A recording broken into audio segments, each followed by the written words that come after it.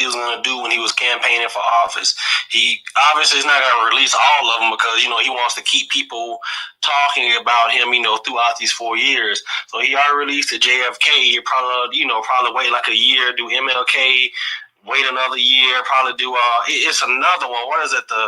Who's that guy that got killed and he got strung up by his neck? I forget his name. Jeffrey Epstein, isn't it? Oh, yeah. So he'll probably slowly relax. Well, I don't know. He didn't promise the Epstein, but he did say MLK, JFK, and I think it was someone else. So, he's being very strategic about it. If the Democrats would do what they've been doing, they wouldn't be in the situation that they're in right now, if we're just being honest. Yes, sir. Let me give a shout out to our people that's coming in on YouTube as well tonight, guys.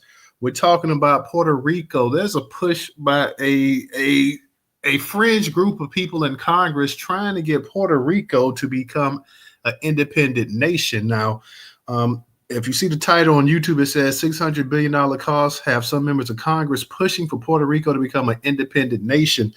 They're saying something about the cost of maintaining Puerto Rico is something like $600 and some odd billion a year annually. So people are thinking about, hey, you know what? We need to go ahead and perhaps go ahead and give Puerto Rico their sovereignty, let them go ahead and govern over themselves. So we're going to touch up on that tonight. And unfortunately, I got this article from the Daily Mail. I know everybody ain't a big fan of the Daily Mail, but this is the one article that did not actually have that number, the $600 billion number in there. So we want to touch up on that. But yeah, that's what they're talking about. A number of Puerto Ricans, they're saying that, hey, I think the vast majority of the actual island, they want statehood into the U.S. Democrats have always been a big proponent of statehood for the Puerto Ricans because they feel like that would help their voting bloc even more. Even though over the past few years, it seems like a lot of Puerto Ricans coming here are also going red as well too. So, that's going to be interesting to talk about. We're going to be digging into that tonight as well too.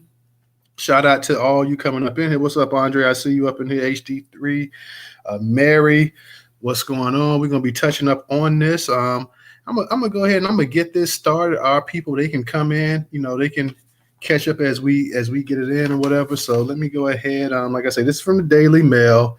The movement for Puerto Rican sovereignty was thrust into the spotlight at the dailymail.com revealed a campaign to pressure Donald Trump to grant the island territory its independence.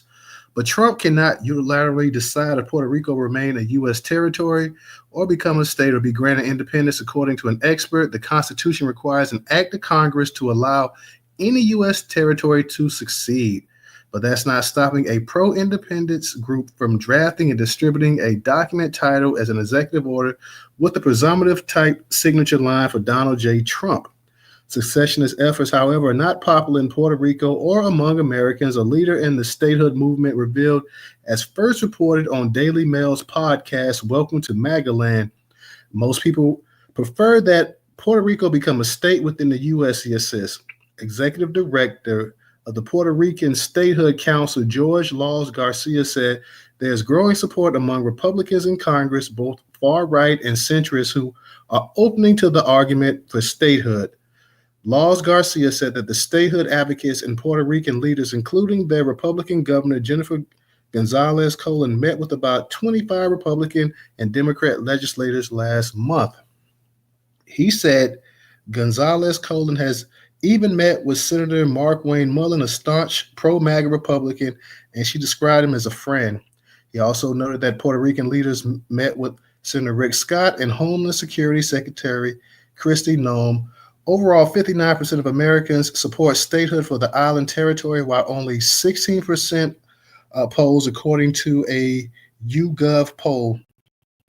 The Puerto Rican Alliance drafted a 7-page proposal that detailed a 20-year transition to Puerto Rico from the U.S. territory to a sovereign and independent nation. At least one congressional office took it seriously enough to send it outside the Capitol. If secessionist groups had their way, Trump would also take it seriously and adopt the proposed order.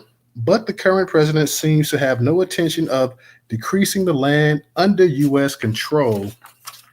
In fact, He has been pushing to have the U.S. acquire Arctic Danish territory of Greenland as well as the U.S. take over the Panama Canal. The president has even joked about Canada becoming the 51st state. Laws Garcia told DailyMail.com that the intentional leak of this document is an effort to give the unpopular movement more traction when Trump is looking to expand the country. Last November, 58%, almost 59% of voters in Puerto Rico supported statehood detailed. Laws Garcia insisted the folks who wrote this memo that basically representing a desperate and last-ditch effort to advance a political status that only about 11% of the population on the island support. In 2024, 29.57% of Puerto Ricans who voted said they want independence with free associations, which essentially is what the drafted document details, because this clause would provide a treaty with the U.S. outlining some sort of preferred conditions for the island. While 11.82% said they would want independence without conditions and links to the U.S., a vast majority at 58% want statehood for Puerto Rico. Even if Trump wanted to dispose of the Caribbean island, he would not be able to take action himself. Article 4, Section 3, Clause 2 of the U.S. Constitution reads, the Congress shall have power to dispose of and make all needful rules and regulations respecting the territory or other property belonging to the United States, and nothing in the Constitution shall be constructed as to prejudice any claims of the United States or any particular state. Laws Garcia said, this part of the Constitution makes clear that Trump cannot liberate Puerto Rico with the stroke of the pen. That is unequivocally and absolutely clear constitutional language indicating that Congress has the sole power to dispose of territories, he told DailyMail.com, lambasting the Puerto Rican Alliance for framing their efforts for an executive order. So then Fantasyland, the former executive director of the Puerto Rico Federal Affairs Administration, explained they're throwing, chewing gum at the wall, seeing what sticks and trying to confuse people and generate attention.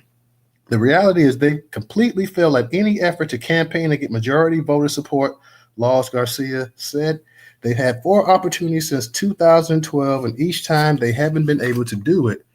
So now they're just throwing cockamamie ideas out there that don't make sense, are unconstitutional, and unfortunately just wasting people's time and attention. Historically, statehood for Puerto Rico has been supported by more Democrats and progressives who see acquiring the island fully to benefit to their numbers in Congress. But in recent years, the voting bloc there has leaned more red and elected a Republican governor. Shout out, I see Professor coming up in here as well, too. So shout out to Professor as well. So I see Ray drop back down. The listener, DJ, what's up, man? What do you think about the actual proposal, for the U.S. to go ahead and give Puerto Rico its statehood and let it actually become its own sovereign nation? Now, a lot of Puerto Ricans, is it me? It seemed like back in the day, a lot of Puerto Ricans back in the 90s, like they were cool with Puerto Rico becoming its own nation, having independence. But over the past 20 some odd years, it seemed like they really kind of accepted, like, hey, you know what? We could become the 51st state of the United States. I really don't like that odd number either. 51st, 50 is cool. I think we got more than enough states. We got more than enough territory. The actual bill that they're saying, and if you guys get a chance, pull it up. It's something like they're saying that annually, I believe it's something like $600 and some odd $1 million that that they have to spend in terms of basically giving resources to Puerto Rico as well too. So what's up, Professor? I know you just made it up in the space, man. Shout out to you. I see you up in the space. What's going on tonight? We talking about the push for Puerto Rico to become an independent nation. You got a small block of people in Congress that's trying to go ahead and pressure Donald Trump into making Puerto Rico become an actual independent state.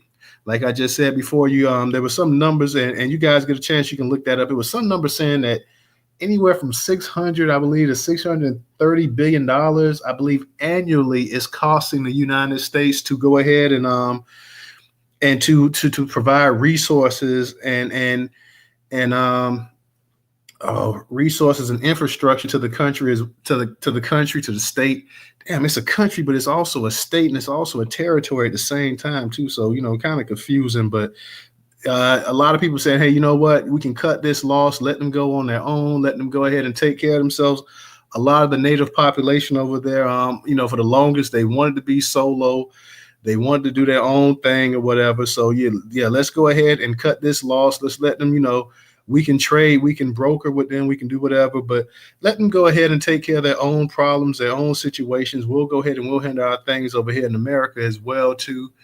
And I believe if something like this did pass by 2027, I believe anybody born in Puerto Rico would not be considered an American citizen as well, too. So just some food for thought. But what's going on with you tonight, Professor? Shit, nothing much there, bro. How you doing tonight? Shout out to you and DJ. Shout out to Miss Mary right there. My brother Ray right there. Andre, HD3, all the rest of the folks up in here. Hey, man, I'm not against it. I'm not against Puerto Rico becoming a sovereign nation. Maybe that's the best thing for them.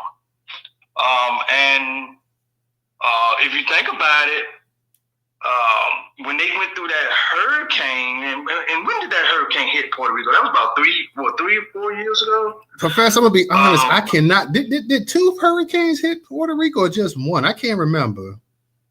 It might have been 2, but I know it was one where Trump went down there. So that was back during his first administration. So that would have been that would have been actually 5, 6 years ago. When he went down there, remember, and he was throwing them towels out there to people, and so when you look at how he kind of acted towards them when they went through that distress, he almost came kind of off like he didn't really care what happened down there, and everybody was talking about that. He didn't really have the what they call the presidential look as he was throwing paper towels out there to people, and he didn't seem to be, you know how when Bush was when 911 struck here, right? Bush was out there hugging the people, talking with the people, giving speeches to make the people feel good, uplifting the spirits of the American soul. That's not Trump. And you remember when Trump went down there, he kind of acted like he didn't give a shit. That damn, hurricane. Language. Excuse me. He went through there. The hurricane went through there and tore that place up. He didn't care. So therefore, I think they'd be better off on their own. Because as your own nation, you could do the things you want to do. You set up your own government policies and you can set the ground rules of how you want things done, and you don't have to worry about waiting on the United States to react to your needs. You can set up your own needs. You can set up the things you want to set. So I think that would be the best route for Puerto Rico to take. And I just feel like that's going to be the best for them in the end, total, to be honest with you. And I land right there. It's crazy, man, because growing up in Florida and growing up in South Florida in particular, it was nothing to go to school and see the Puerto Rican flags. And not only that, but see people driving around with the Puerto Rican flags and everything else. And they had this great sense of pride in Puerto Rico and everything else as well, too. So I would think the vast majority, because the 2 states that you have most Puerto Ricans in are Florida and New York. I would think the vast majority of them would, because they always talked about Puerto Rico, like Puerto Rico was paradise on earth. I mean, either Puerto Rico was number 1 and New York was number 1. So I would figure with all the culture and everything that Puerto Rico has, that a lot of them would say, you know what, we want to be independent. We want to go ahead and run our own show. We don't want to be under U.S. control and everything else like that. Because also a lot of them complain that the United States neglecting them, like you spoke about in that about that hurricane. I can't remember, was it hurricane, earthquake? Because I be getting them in Haiti confused, because Haiti done been hit with multiple earthquakes and I'm trying to think. Yeah, it was a hurricane. It was the last thing that hit Puerto Rico was the hurricane, because Trump went down there for that hurricane, and that was during the time when many people had made a lot of controversy out of the fact that he didn't act very presidential towards the disaster area or that these people were at that time living in, man, because that place was destroyed by the hurricane. Many people were without power. Many people didn't have food, didn't have water. It was just a devastation. It was just an island that had been devastated, man. And so that's how I feel, Toto, is that they need to make themselves a sovereign nation so you don't have to wait on the big man from the so-called United States of America to give you some pennies off the crumbs or whatever. You don't have to wait on a big nation to come to you. You can be your own nation, take care of your own self. And that's how I feel about it. By the way, I would love to make sure that we keep the relationship with them open, only because I love them Puerto Rican women. Now they got to keep coming over, so that's an export that must keep coming. I'll land right there. Sound like you're gonna be one of them passport bros, Professor. That's all over here anyway. So there you go. But I'm trying to figure out, was it an earthquake? If y'all find out, research, see if an earthquake also hit Puerto Rico as well too. I know you had earthquakes hit Haiti, but I want to say, I don't know why I wanted to. Maybe just being in Florida and us dealing with all these hurricanes ourselves, and then in the Caribbean not too far, and them getting hit as well too. Maybe I'm mixing it up, but I thought that Puerto Rico also got hit by an earthquake as well too. But yeah. Like I say, I'm not against it. Now I know Trump is sitting up here talking about, like that article I read, he's talking about taking Canada. And of course, I know that's bull. You're not going to make Canada into no 51st state. Landmass wise, Canada's the second largest country on earth, behind only Russia in terms of just sheer land. So they're not going to become an actual state of the United States. But I know sometimes Trump is just talking out of his what. But then they're talking about Greenland. I see no reason for Greenland to be part of the United States outside of maybe some kind of strategic military type surveillance area, something like that. I really see no reason for Greenland. And Puerto Rico, I don't really know what it contributes to the actual economy of the United States. In terms of the actual money, I know it's a tourist destination and people go there and everything else like that. But from my understanding, yeah, you have some beautiful parts of Puerto Rico, but Puerto Rico has always been considered one of the most dangerous islands, also in the Caribbean as well too. So if you go ahead and you do add Puerto Rico and make it become an actual 51st state, then you can expect that crime index to creep up quite a bit as well too, because it's always been a drug haven. I'm sure human trafficking there's no joke as well too. So these are some of the issues that you'd have on hand if you're sitting up here talking about making Puerto Rico a 51st state. I say this right here. Look, use Puerto Rico. If the U.S. wants to put a military base on that, use them as like they do so many of these other pawn nations in the world. Put something there, but let the people go ahead and govern over themselves or whatever. I really don't see the benefit. And I know the people saying, hey, you know what? It's better. Because like I say, back in the day, back in the 90s, they were talking about, I knew a lot of Puerto Ricans, they were proud people and stuff. They were talking about, hey, we want to be independent and we don't need this. And, let them speak. Puerto Rico was on par with the United States of America. Now, I never understood how a tiny island that's smaller than Florida could be on par with the United States. But, you couldn't tell them that. They were proud of their Puerto Rican descent and everything else like that as well, too. Let's not also forget that the whether you want to call them black or melanated people on the actual islands in these Caribbean nations, especially these Latin speaking nations, they're a lot of times treated like crap there as well too. Now I know a lot of Puerto Ricans don't like to address that. Puerto Ricans like that, like they're our long lost brothers and sisters and cousins and this and that or whatever. But a lot of black Puerto Ricans, they're treated as second class in Latin America, and they're treated second class in Puerto Rico as well too. So, I'm like this right here, man. We got enough. We got 50 states. We don't need to have, and I'll be honest with you as well too. We can give up the Virgin Islands as well too. Now I understand these places. Some of these territories are used just for military type installations and everything else like that. Professor, you in the military, so I'm sure you and Ray and a number of people that was in the military can understand that. Hey, I'm not opposed to using them. I'm not opposed to having like I said, bases and things of that nature on the islands and stuff like that. But I really don't see the benefit of having them here. And I think that the United States, if you had them as a trade partner, maybe that would be something that could actually help the economy more. The United States does invest money into foreign nations. We look no further than China. China was downtrodden. The United States pumped billions of dollars into the Chinese economy and help make China into the second largest economy in the world today. I know the Chinese like to think it was all their genius and their their abilities and everything else like that. But no, it was the United States saying, hey, you know what?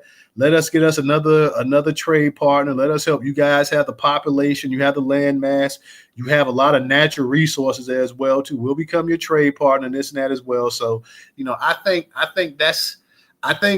Puerto Rico, it's kind of, I guess that they keep them in there just as a way, especially when you had the situation with the U.S. and the Cold War with the U.S. and Russia back in the day. You kind of had a Spanish-speaking island down there to kind of monitor and see exactly what Russia may do on Cuba or whatever. But the Cold War is no more.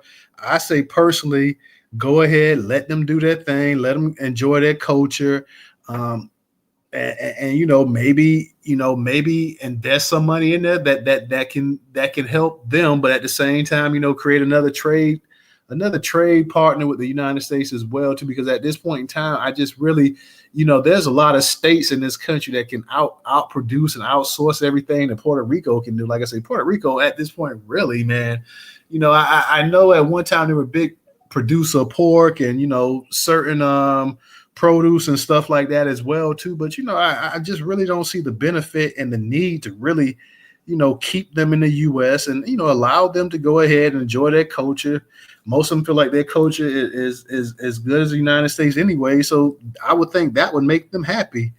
DJ, what's up? Are you in the space? Let's see if DJ's up in the space. DJ maybe. You there, DJ? He just came off his mic. Look like it. Yeah, I wonder if he's in the Matrix. Okay, DJ may be in the Matrix. If you need, can you hear me? Mic check 1 2 1 2. Yeah, I can hear you. Yeah, just give me 1 second. My bad, y'all. 1 second. All right. I was wondering if he was in the Matrix. Share the room, y'all. Share the room. What's up? I see my girl Rera down there. What's up, Ree? I see you down there. What's up, Melissa, as well, too. We're just discussing the situation where you got a number of people in Congress, and I'm sure most of them are Republicans trying, and it's not a huge group. I don't want everybody to think it's a huge number. They're trying to get the situation and trying to get the ball rolling by trying to get people behind them in terms of pushing for Puerto Rico to become an independent nation. One factor behind that, one of the big factors, is they say that it's costing over $600 billion to keep Puerto Rico as a possession. I think I read somewhere as well too. They were saying by the year 2050 that they said it would be something like $8 billion to keep supporting Puerto Rico. It was 2050 or it was another year, but they were claiming that the actual estimates would be something like $8 billion to go ahead and continue to bankroll Puerto Rico. So you got a lot of people, you got some economists even saying, hey, you know what, is it really worth it? Should we just go ahead and let the people go ahead and govern themselves and do this and do that? When did Puerto Rico become a possession of the United States? It was the late 1800s, wasn't it? I can't exactly remember the actual date, but I believe it was in the late 1800s that they actually became a possession of the United States. It had to be. I know it was after slavery. It had to be 20 some odd, maybe even close to 30 some years after slavery ended. But they became a possession of the United States. I really don't know why the United States made them a possession, but for whatever reason they did make them a possession. And like I said, I don't really know how beneficial, it's really been for either side or whatever. And now is the time. You've had other Caribbean nations, Jamaica, Bahamas, and everything else. They gained their independence. They gained their sovereignty. I can remember at one time you had a number of Jamaicans saying that, hey, they were actually You had a number of Jamaicans on the actual island. I think a high percent, something like 40%, was saying, hey, they wanted to be actually back under the rule of the British Crown, which I thought was just, crazy at the time. But they were actually saying, hey, you know what, we would rather actually be under British rule than to be an independent sovereign nation themselves. So I thought that was totally crazy, considering that these people had enslaved you, colonized you, and did everything to you over there the same way that black people got. Black Americans got things done to them in this country. Why in the hell would you want to be under their rule and under their thumb again? But that's just the way people are. That's the way people think. Puerto Rico was, of course, under Spain for a long time. And then I think it was after. Well, yeah, it was sometime after the Civil War. But I think it was. Did we have another? I feel like we had another war right after the Civil War with a foreign nation. Now, remember, the U.S. also had a war too with Canada as well too. At one time, you had the U.S. and Canada had a war, and yeah. Was it Spain? It was Spain. That's what it was. Yeah, we found with Spain sometime like 1896. The Spanish. Yeah, Spanish-American War. And matter of fact, my dad said his granddad actually fought in the Spanish-American War as well too. Yeah, Puerto Rico became a territory in 1898. Yep, so that would have been during that time, during the Spanish-American War. Yeah. So, and that's when they fell up under us, and then I think sometime in the 20th century. They became somewhat of a freer nation. They still were under us, but they became more of a freer land, you should say. And that's crazy. When my dad told me that his granddad, his father's father, fought in the Spanish-American War, I said, "Good Lord!" I said, "How old was he? Like, how old did he have to be to fight in the Spanish-American War?" So, I mean, yeah, that was a long time ago. DJ, what's up? You still want us to come back to you, or you straight? Okay, we'll come back to you, whatever. But Ray, you said that was now. Ray, what's your feeling about Puerto Rico and potentially potentially the United States giving them their sovereignty? Of course, it has to be voted by Congress, and I don't know how Congress would actually vote on that as well too. But what? I know you're probably doing something, but briefly, give me your thoughts or your opinion on that. Yeah, I'm out here doing yard work right now. I was gonna wrap it up in about 5 minutes, but if they want to do it, let them do it. Like I said, if it's costing us, I think you said $600 billion, and they want to, do the wrong thing, why not let them? Well, see, here's the thing. Now, most of the people on the island now, they don't want to they want statehood. They want to become the actual 51st state of America. They're like, hey, you know what? We don't want to be independent anymore. Like, that was a cry one time in the 80s and 90s that you had a decent amount of them on that island say, hey, you know what? We want to be independent. We want to be, we want to rule our own, this and that, whatever. Y'all blase. Now it's reverse. The vast majority, I think only something like 11% of the people on the actual island say, hey, you know what? We want to be independent. We want to actually rule ourselves. And we want to, so the vast majority of people like, hey, not only do we not want to be independent, we want to be an actual state. We actually want statehood in the U.S. Now, Puerto Ricans, if you're born in Ireland, you can't vote, can you? I mean, I know you're a U.S. citizen, but I don't think you can vote, can you? Professor, can you vote there? If you're Puerto Rican, if you're born in Ireland, can you vote? I don't think their votes actually count legally here, the United States. Their votes don't go towards our elections here. No. If you ever watch the electoral colleges, when they're doing the election, you'll notice when they show those maps, you never see Puerto Rico on that map because their votes don't count here. Only the states that are actually included under the United States government as a part of the election, which is going to be all 48 states that are mainland, and then the 2 that we have that's out there by themselves, Hawaii and Alaska. Those are the states where the elections count. Yes, sir. Miss Melissa, go ahead. You got it. Unmute your mic. So in 2016, they wanted Trump becoming president, right? So they wanted to vote, and Congress said they couldn't vote. So they set up voting places all over Puerto Rico, and they voted, and Congress didn't count those votes.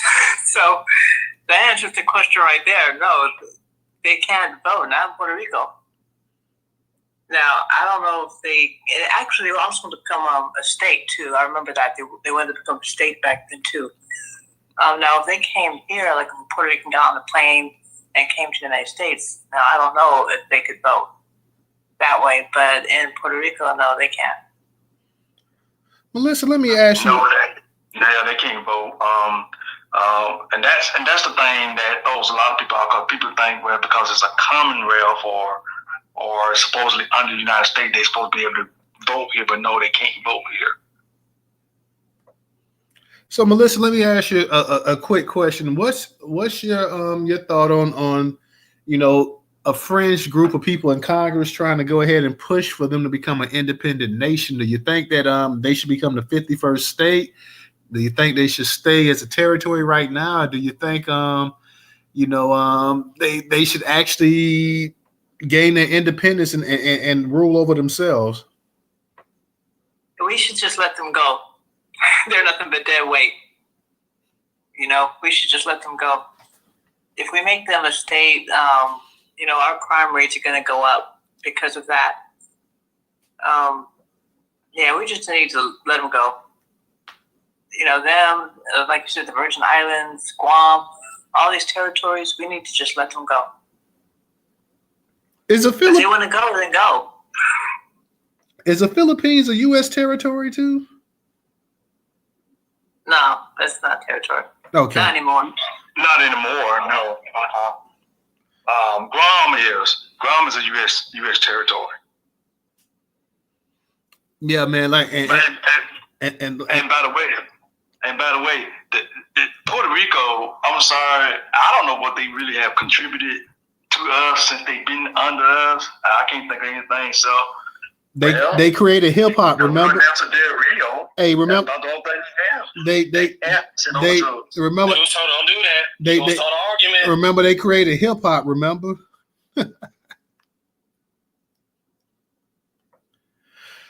That was just a joke, y'all. I know. I was gonna show me the Puerto Rican Jay-Z. Show me the Puerto Rican Tupac, the Puerto Rican DMX. Show me the Puerto Rican Wu-Tang Clan. Show me the Puerto Rican Run DMC. Show me the Puerto Rican 8-Ball, MJG, Scarface. I mean, please, it goes on and on and on and on and on. Like it ain't. But Melissa hit on the key point. You go to Puerto Rico, you get dealt with in Puerto Rico. From what I heard, I knew some cats that was in Puerto Rico. Like, and Puerto Rico ain't no joke, man. Puerto Rico is straight. They got some straight cartels, gangs, and everything else like that. And Puerto Rico, in terms of the actual political corruption, everything, it's probably better than it was in the 80s and even the 90s, maybe now. But at one time, man, you go over there, and I don't know if y'all remember Professor, and I'm sure DJ, I know y'all remember Hector Camacho, the boxer, the Puerto Rican boxer who was a great boxer back in the 80s. And, oh, yeah. He died. He got killed in Puerto Rico by some dealers. Sure did. Got killed. Yeah, sure did.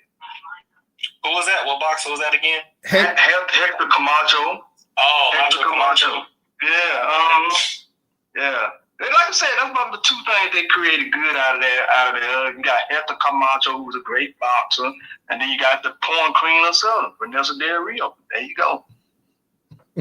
That's it. Oh, you went there with that one, Professor. You went But I'm like, and I think the actual the person that's the governor over there now, I believe she's actually she leans red or whatever, conservative as well too. So it's crazy. Matter of fact, their governor, the governor Jennifer Gonzalez Colon, is a Republican or whatever as well too. So they're leaning more red, And I think for the fact that I think that's one reason why you have Democrats not really knocking down the door trying to get them to come over here like before or make them a state is because, hey, you know, we've seen with a lot of these Latino groups and Hispanic groups when they come to America, even though it's the Democrats that's actually opening up the doorway for them to come through immigration and everything else, when they get over here, and we know the Cubans don't play in Florida and in particular Miami, because I know people think Cubans are all over the state of Florida. No, they're not. Cubans are in South Florida, preferably Miami, because they gave them that actual city. They allowed them to come in there, and from the 50s on and really the 70s, you know, they started really flooding the gates with them or whatever, and they put them in political positions and power, and they help bankroll them. So they end up pretty much taking over Miami. They didn't take over the neighboring county of Broward County and Palm Beach, but you know, they pretty much, with Dade County being the biggest county in Florida and maybe the most prominent, they end up taking that over. So, you know, they pretty much control that. But Cubans, for the most part, especially ones in Miami, they are dead set. They are dead. They are definitely Republicans are definitely voting red. Puerto Ricans traditionally kind of went Democrat. For a long time, Puerto Ricans kind of went Democrat, and the fact that we're here now that, you know, a number of Puerto Ricans are actually starting to go red, especially some of the ones that's coming over here, I guess the Democrats have kind of like, you know, toned that down, because, you know, Democrats are constantly looking to expand that voter block, and, you know, they would love to get a 51st state over here, if that state was going to help them secure some elections as well too. So, hey, yeah, we'll bring you over here. We know that you're going to be voting Democrat, but for the fact that you're no longer voting Democrat, or you're no longer leaning blue the way you were, okay, maybe we may pause on this whole statehood thing and kind of see where this thing plays out within the next 10, 15 years. But here's my thing right here. When we once again, when we talk about that, we don't have money for reparations, and we don't have money to repair this and prepare that. If we're willing to go ahead, if we're able to go ahead and give out $600 some odd $1 million a year to Puerto Rico, then we know that we have money. You know, we see from all of the actual the Doge and all this other stuff going around, that we know that this country basically wipes its behind with $100 bills. So all this thing that we don't have to pay for this, we don't have the money for that, we don't have this and that or whatever, we know that's nonsense, man. We know that that's just straight up crap and straight up garbage. And like I said, by 2050, I believe it is, they're saying that something like $8 billion is going to cost the United States to go ahead and to continually, you know, pump resources into Puerto Rico.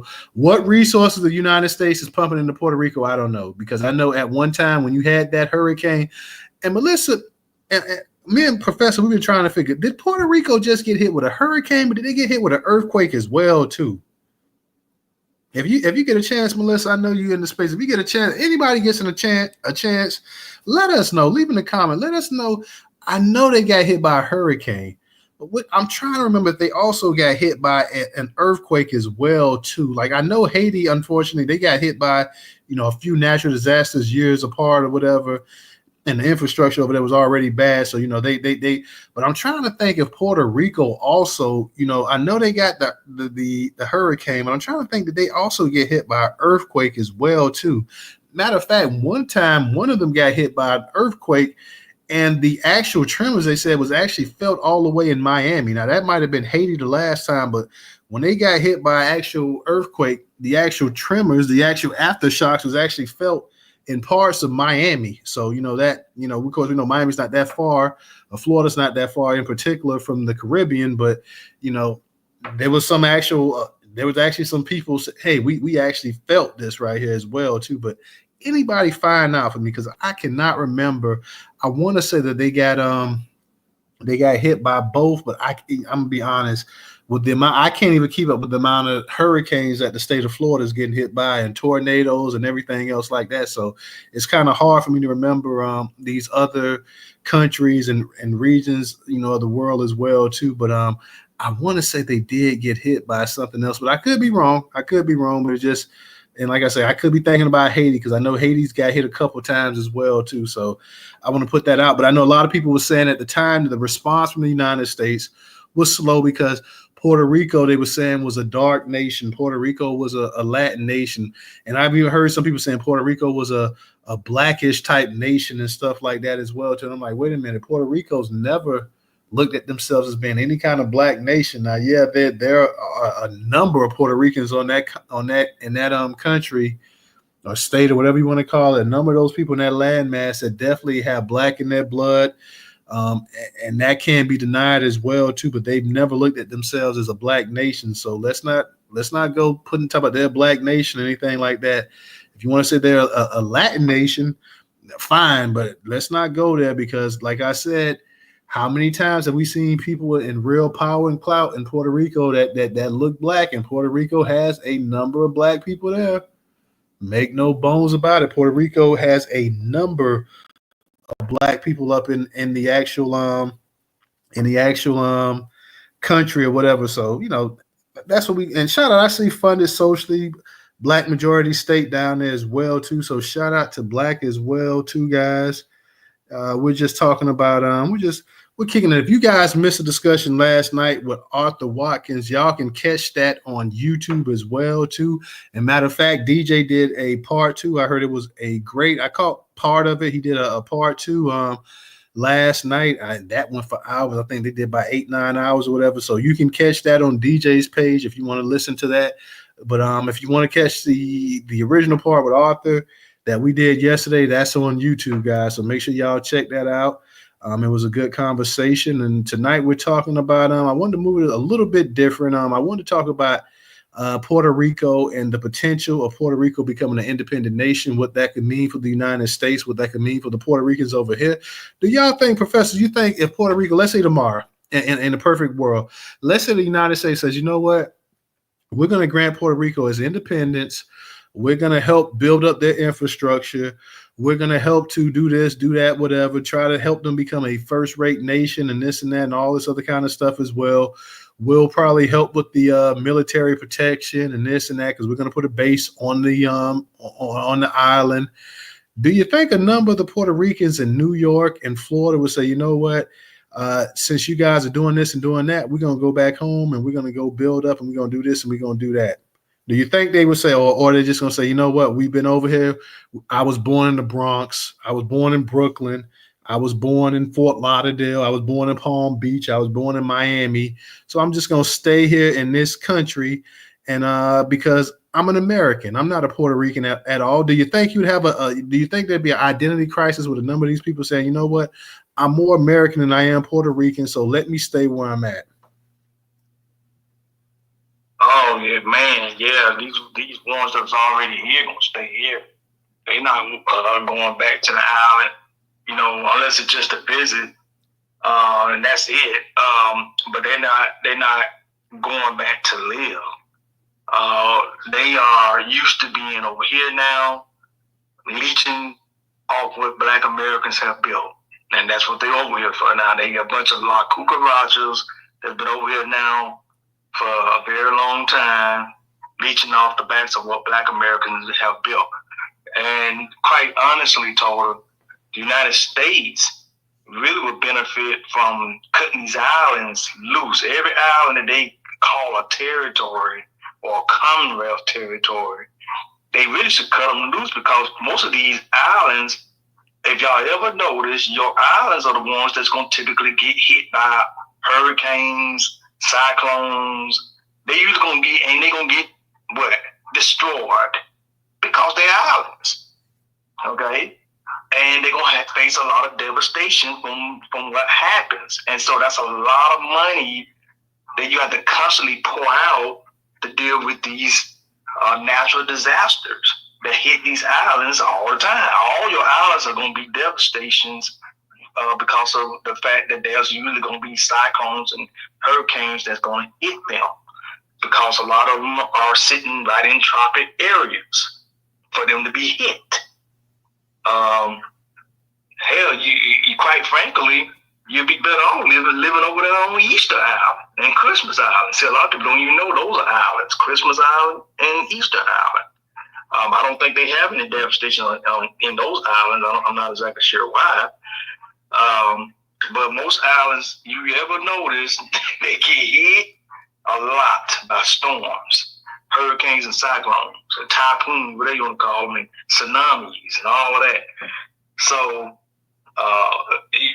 that's a lot of money for a nation to have to pour out all the time for devastations like that.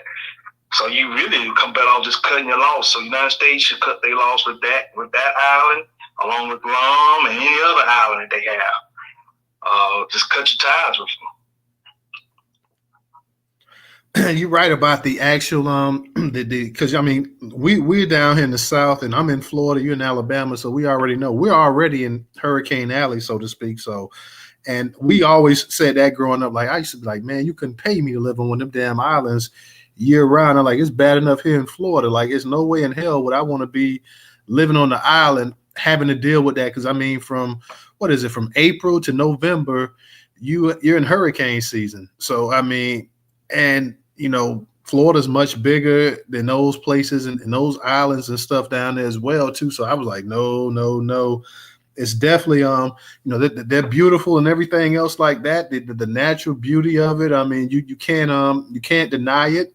But just in terms of wanting to live there year round and having to deal with that, no, sir. I would absolutely pass on that. But like I say, I would like to, and you know, and that would be something because we have a number of Puerto Rican stars. You got Fat Joe, you got Jennifer Lopez, you got a number of Puerto Rican stars that's here in the country, and we know, like I say, I see a lot of Puerto Rican flags. I've been seeing it from the time I was a kid.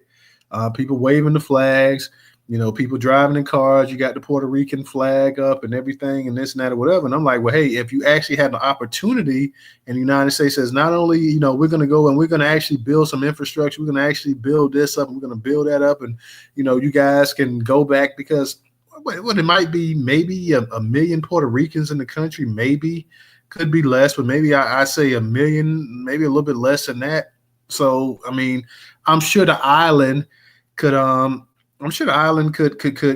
sustain the amount of people if they actually go back. Now, of course, I know, let's just be honest. I know a lot of people wouldn't move back for the simple fact they say, hey, you know what? My life is over here, this and that or whatever. But, you know, the same way that people always try to get Black Americans to relocate back to Africa or this and that or whatever, considering that Puerto Rico is close, it was a territory and everything else like that, that would be ideal or whatever, because, hey, you're already pretty much Americanized. Let's be for real. You're Americanized. You're nowhere away from actually going back there. You speak the language. You eat the foods, the customs, this and that or whatever. Even if you're a generation or so removed from it, you got family over there that you can connect to and everything else like that as well too. So to me, that would be a pretty easy sell for anybody that was actually talking about, hey, you know what, I want to go back home and I want to connect with my people and this and that or whatever. Like, hey man, I know Cuba's something like 90 miles away from Florida. You know, Puerto Rico can't be that much further away. You know, you can get there and on a boat, you can get there on a short plane ride or whatever, and you're back home and you're back around your people and this and that, whatever, y'all building and, you know, things of that nature. Because one thing we hear all the time from the Cubans here in Florida is that, hey, you know, once they got rid of communism and once they got rid of Fidel Castro, then they want to actually go back home and this and that, whatever. Like, hey, basically, a lot of Cubans feel like, hey, we're just here for a short term when we can go ahead and get so-and-so out of power and we'll go back home or whatever. Like, yeah, we're here and we're holding it down here in Florida or whatever, but we really want to be back home or whatever. So I want to know if the Puerto Ricans have that same mindset or whatever, that, hey, because you are actually a U.S. possession. Shout out to brother Moku. I see Moku up in here as well too. So shout out to you, Moku. I see you up in here. So my thing is like, hey man, if you got an opportunity and you can go ahead and you can build and everything else like that, hey, go ahead and you know, go back home. I see Polo Styles. Shout out Polo Styles. Let's see what Polo Styles has over there in the comment section on YouTube. It says Puerto Rico only have 2 stars after being over here 60, 80 years, and FBA helped them get on. Polo, would those 2 stars be who I just mentioned before? Would that be J-Lo and Fat Joe? Oh, they also had Big Pun, but Big Pun been dead damn near 25, 26 years. Hold on now. Y'all got to give these folks more credit than that. They got 3. They got Fat Joe, and then they got J-Lo, and then they got Vanessa Del Rio. Now, Professor, most people, especially if we got any of our young cats in their 20s, 30s, they don't even know who the hell Vanessa Del Rio is. I'm gonna be honest. I'm gonna be honest, Professor. Go listen to old Luda Kim hip hop songs. She mentioned her name in them songs. That's how I learned about it through Lil Kim. When we Lil Kim and the Get Money video and her talking about, that's how I learned about it, because I ain't never seen none of her handiwork. I'm gonna be honest, but that's how I learned about it. When I saw her in the Good Money song, I'm like, damn, she looked like a old porn star as well too. So yeah. I don't know the cat Bad Bunny. Is Bad Bunny a Puerto Rican? I don't know. Is Bad Bunny any of my young cats? Andre, y'all know, is Bad Bunny Puerto Rican? I believe he might be Puerto Rican, or I could be wrong. I don't know, but yeah. Go ahead, DJ. You got it. No, I'm just saying, yeah, Bad Bunny Rican. You know what I'm saying? A fruit cut Rican too. You know what I'm saying? Because his own people be trolling him on Instagram, calling him what is it, a Baco or something like that. You know? Keep it real, man. But nah, shout out to the room. I ain't really got much to say, you know what I mean? But Puerto Rico becoming a 51st state. I'm gonna say probably knowing that, for the simple fact, the vast majority of Puerto Ricans that are here today, they are more or less American versus their grandparents, you know what I'm saying, that came from the island. You feel what I'm saying? A lot of Ricans that are here today, they were born here, you know what I mean? Real rap. Because you got to remember, a lot of Ricans, they are up here in the north, where I'm at. Now, here's the situation. The reason why I say no is because a lot of them, you know, they just go back and forth anyway, you know what I'm saying, between the island and what they call the mainland. This is called the mainland we're on. See that? Other thing is, too, the reason why I say no, the vast majority of Ricans I know are white adjacent like Ricans. I don't really know any dark, black, melanated looking Ricans. You feel what I'm saying? In that sense. But when I went to Puerto Rico, and this was back in 2017, 18, and I think it was 2016, 17 is when that hurricane hit. Professor told us, so you got to go back before COVID. So we're talking 8 years now. And the reason why I know that, because my ex was Rican, and we went down there to bury her abuela. You know what I'm saying? So a lot of Ricans, they go back home, you know what I mean, to their country when they retire here and on the mainland. You see what I'm saying? They save their money up, go back and live there because it's cheaper to live. See what I'm saying? As far as it becoming, like I said, a 51st state, I don't even think that's even will even be necessary, because America got military bases over there, plenty of them. So if it's costing you X amount of dollars to keep it afloat, well, that's because of the military bases over there. What other reason could it be? That Puerto Rico don't need y'all. They got everything they need on that island. I done been to my ex-family house, you know what I'm saying? And when you talk about hurricanes and stuff like that, fellas, a lot of them houses are made out of straight brick, you know what I'm saying? Straight stone, you know what I'm saying? To withstand them hurricane force winds. Now, when a hurricane happened, you know what I mean? My ex-grandmother passed away the same year, but because of the devastation down there, we had to, you know, bury her up here. We, you know, dig her up and excavate the body down to Puerto Rico, where she wanted to be buried at. You know what I'm saying? Her hometown of Aguadilla. You know what I'm saying? So a lot of Ricans that I know that I've grown up here with, they either moved down south somewhere, Georgia or something like that, or they went back to Puerto Rico. Real rap. Or they maybe just moved somewhere else or whatever, or they up here in New Jersey, you know what I'm saying?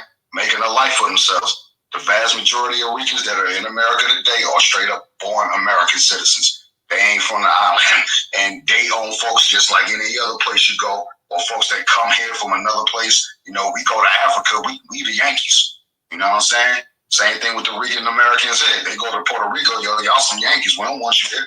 Because I hear them type of conversations. The other conversation is too, the reason why I said no, I don't think so, is because I believe a lot of Ricans themselves don't want to be a 51st state or become a state of America. Is because they're so used to getting the programs, aka the welfare. And this is why I just, you know, understood from some Ricans that I grew up with, conversations we had about, hey, should Puerto Rico become a state of America? And, you know, a lot of Ricans say no because, you know, they're too busy enjoying the entitlement programs. And I don't think that's the same for all Ricans all across the country, across that country, you know what I mean? I just think it's true for certain folks. Because remember, you have an old San Juan and a new San Juan. So you could just break that down right there, what it's about. It's about racism and prejudice between the light skin and the dark skin. When you go down to Puerto Rico, you go to just about any island or beach down there, or any beach down there on an island, you would see a whole bunch of historical references, monuments, markers, statues of folks that's pertaining to slavery. That is correct. But when you have these conversations with these San Ricans, they don't want to talk about it. It's only because they don't really know about it. The only thing they honestly know and understand is that some of them may be Taino Indian / African / Spaniard, and maybe even / European. That's all they understand and know. You know what I mean? So this is why we're saying no black poppy. It ain't just all the Dominicans, Godfrey. You know what I'm saying? It's for you too. Even though you made the joke up. You know what I'm saying? So yeah, no black poppy, because at the end of the day, a lot of them ain't really with us when it comes to saying things like, hey, you know, we're getting harmed out here as black people. You know, this is going on as black people. When you have these conversations with a lot of Hispanics in general, Latinos, whatever they identify as, hey, this is happening to me as a black person. They want to acknowledge that because they too busy wanting to be on a call with adjacent whiteness. They understand. You know what I'm saying? They completely understand that a lot of them are white adjacent Latinos. And when you go to the island again, I done bumped into a bunch of melanated dark faces just like we are here. And look, they don't speak a lick of English. That's crazy. I never seen any dark-skinned Ricans, yo. Because they segregate them. So that is true. The United States only allow the white adjacent looking ones to come up here to the mainland. You know what I'm saying? And that's from any island country, Caribbean country or whatever. You only want the white ones, the telenovela ones. You see what I'm saying? Yeah, which I know about that telenovela. Yeah, there you go. You know what I'm saying?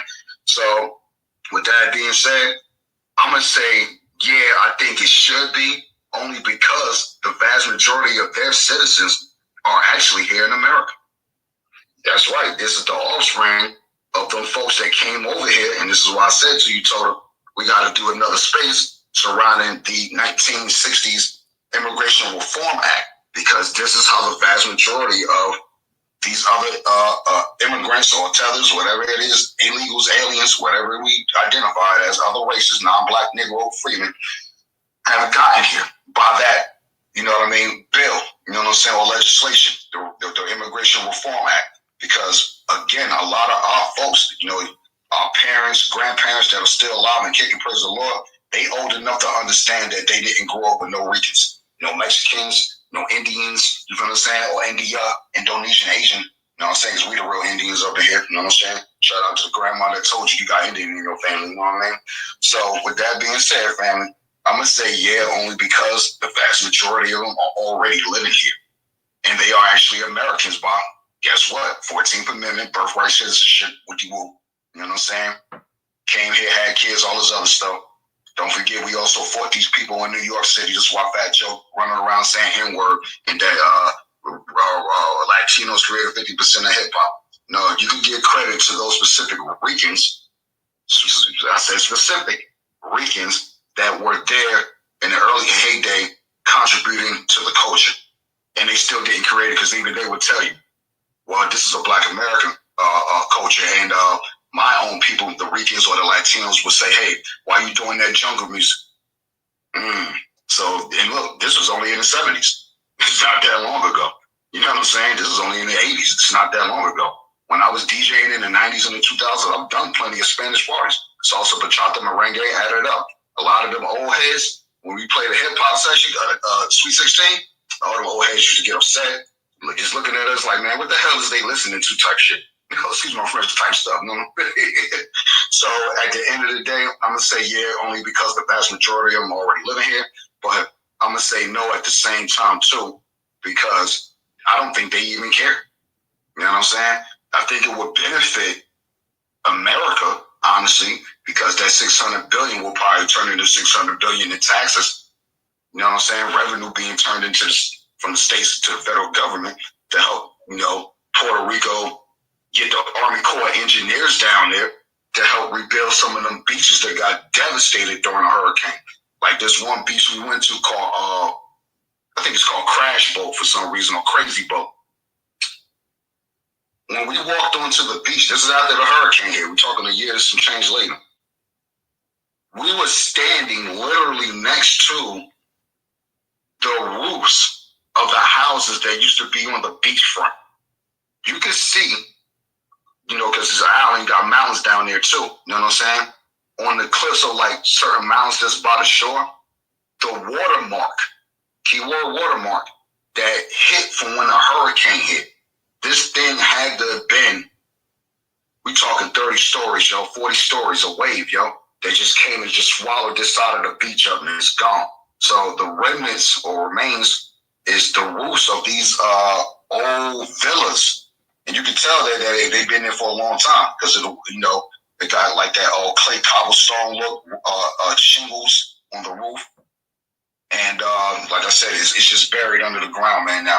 So you standing next to a house someone used to live in. You probably had traditions and all this other stuff, you know what I'm saying? So that's gone. So they to this day, that island still need rehelp building from the hurricanes, and they gonna keep having hurricanes. So if they were smart, and just my opinion, they were the youth or the ones that are living here on this mainland today, they should be the ones or should advocate for that, for the simple fact your island just gonna keep getting messed up. America just gonna keep using New San Juan as a testing ground to for bombs and keep the military base there. Like, what are y'all getting up out of it? You know what I'm saying? Because I know we ain't getting nothing out of it other than y'all allowed to come over here. So it's 50-50 with me at this point. But I just think the vast majority of Ricans, they don't care if it is a state, and the ones that do have an understanding of this, they don't want to become a state because they're used to the entitlement programs. And I'll yield there. And hold on, there was something about someone in a race. Yeah, Bad Bunny is Rican. And shout out and rest in peace to Celia Cruz and Tito Ponte. They was Ricans and they were black Ricans. You know what I'm saying? Just get that straight. So think about that. That's probably the last time y'all saw entertainers that were black melanated Ricans entertaining globally. So when y'all say what they have done, well, those two artists changed the game of music. So that's something to think about, even though we still sued them. Let's go. So, DJ, you saying that you think that they should? And real quick, I'll give a shout out to Felix Tito Trinidad, who was one of my favorite boxers in the 90s as well, too. Black Puerto Rican. But you're saying that you don't think you saying that you don't think they should actually come over here. That they should that they should just pretty much stay where they're at if they're over here and not go back if they did become an actual nation, is what you're saying? Well, if they became a state, the vast majority of y'all might as well just go back to the island at this point. You feel what I'm saying? You got Puerto Ricans that's been in the Navy and worked for corporate, entities of like the Army Corps engineers. That you could go fix the island. You know what I'm saying? So we're stopping y'all now. You see what I'm saying? And that's why I said I'm 50-50. 50%. They should, because the vast majority of Ricans today are born here in America, most likely. You know what I'm saying? And the other reason why I say no is because this is the Ricans saying this, that Puerto Rico don't want to become a state is because they're used to the entitlement programs America gives them. So if it's costing America $600 billion, I think Doge might need to go down there. 600 million. Oh, 600 million? Well, 600 million ain't a lot of money. Annually. That's not a lot of money, especially with the way inflation is nowadays. That's really like a drop in the bucket. 600 million is just a lot to us because it's triple digit numbers. Multiple digit zeros. You know what I mean? So that's not a lot of money for America. America prints money. America spent trillions of dollars during COVID, trillions of dollars when the recession hit in 2008, trillions of dollars when you're just spending money like it ain't nothing. How much money did Biden honestly give away during his tenure as president, the last 4 years? Zelensky said that they supposedly had gotten $350 billion with a B, you know what I'm saying? And Zelensky said that he never saw none of that money. So what happened to the money? Did it go back to Act Blue? Because, that's Obama's organization, you know what I'm saying? So they look, Obama, you rich as ever, but it didn't do nothing for black people with. So that's another joint joke of like, we need to get Tom Homan to get him up out of the country. Straight up. Oh, you live in lavish while we over here starving? Oh, you cats got fat while we starved in the street. You know what I'm saying? And look, I hope your wife, Michael Obama, podcast don't do no numbers. Let's go. All right, appreciate that, DJ. Now we like you say, $600 million. When you think about an economy the size of the United States, that's not that much. They're saying by 2050 that'll be something like 8 billion. Which you're talking about what, another 25 years. Now the thing is, what do they bring into the United States if we're giving them 600 million? What are we making from Puerto Rico as well too? I would like to find out exactly what's that. Are we getting at least $1 billion, back from them as well too? And maybe $400 million in net or whatever. So that would be my big thing right there. Well, we're getting bananas from them. I mean, we get bananas and all that from them. There you go. We get bananas from anybody, hell. Well, that's true, but shit, I'm just trying to get Puerto Rico some bread. We don't get bananas from them like that because I think Chiquita, ain't that in Colombia? Some other place was in Puerto Rico. Colombia, but we still get bananas from Puerto Rico, and look, we can get coffee from Puerto Rico, and I mean, we get some things from them, Right, but look, and just say this too. Don't forget Goya. And there was something else I was gonna say. We need that Goya because they got some rice in the box. The things already made. That is fine. You just gotta put it in the rice cooker. It's over total. Trying to tell you something, man. Oh no, I ain't gonna lie. Now them and the Cubans. Now they can throw some pork and some rice and beans together and whatnot. I ain't gonna lie about that. I mean, hey, it is what it is. And look, don't forget that, like Professor said, the big booty Latinas, y'all can stay. The rest of y'all gotta go. Nah, I'm not. Listen, I'm not saying I'm from Florida, but I'm not even gonna touch on that topic. Let me get the Moku.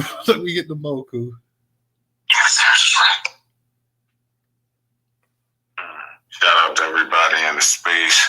If you haven't already, if you haven't already, definitely subscribe to newstoda.com on X. Definitely a lot of definite constructive articles brother be posting out. I want to say this, just paying attention to what's going on. This big purchase is being made by the corporation of the United States. I think a lot of victims are paying attention to a lot of things right now where it's very important. America just purchased the Gulf of Mexico. It's no longer the Gulf of Mexico anymore.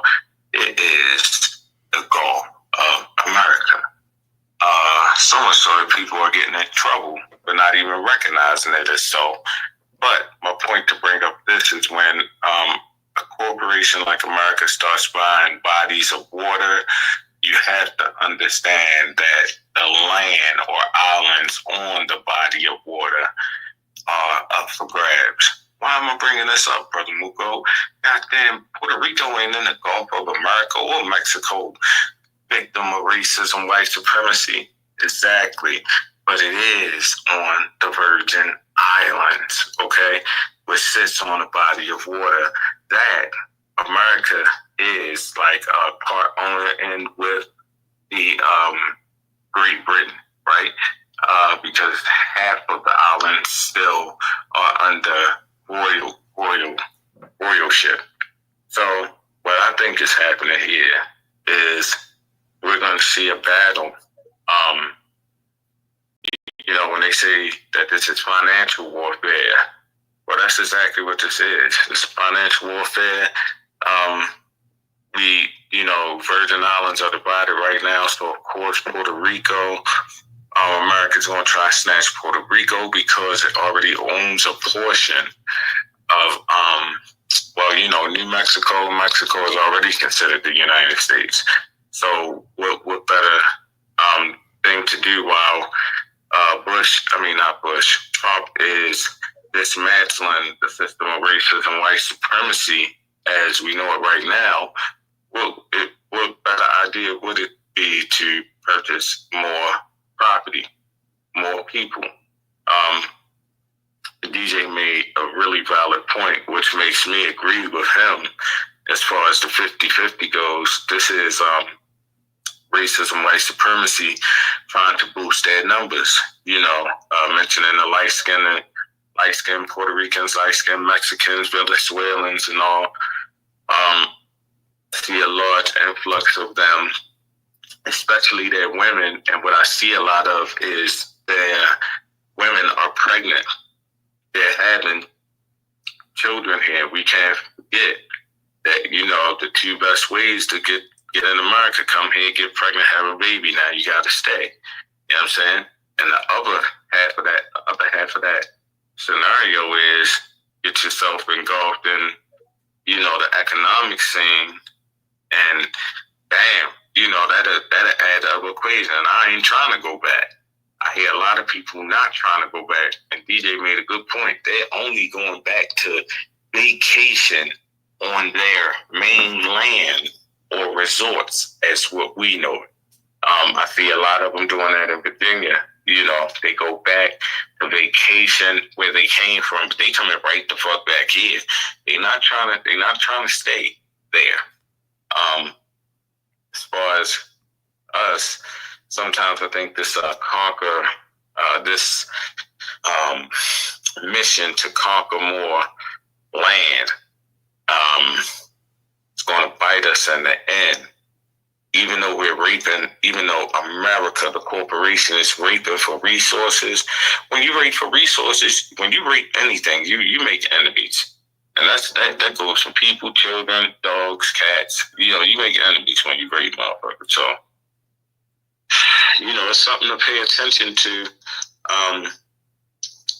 The dismantling of the system of racism, but also the system of justice is in definite need right now to be created.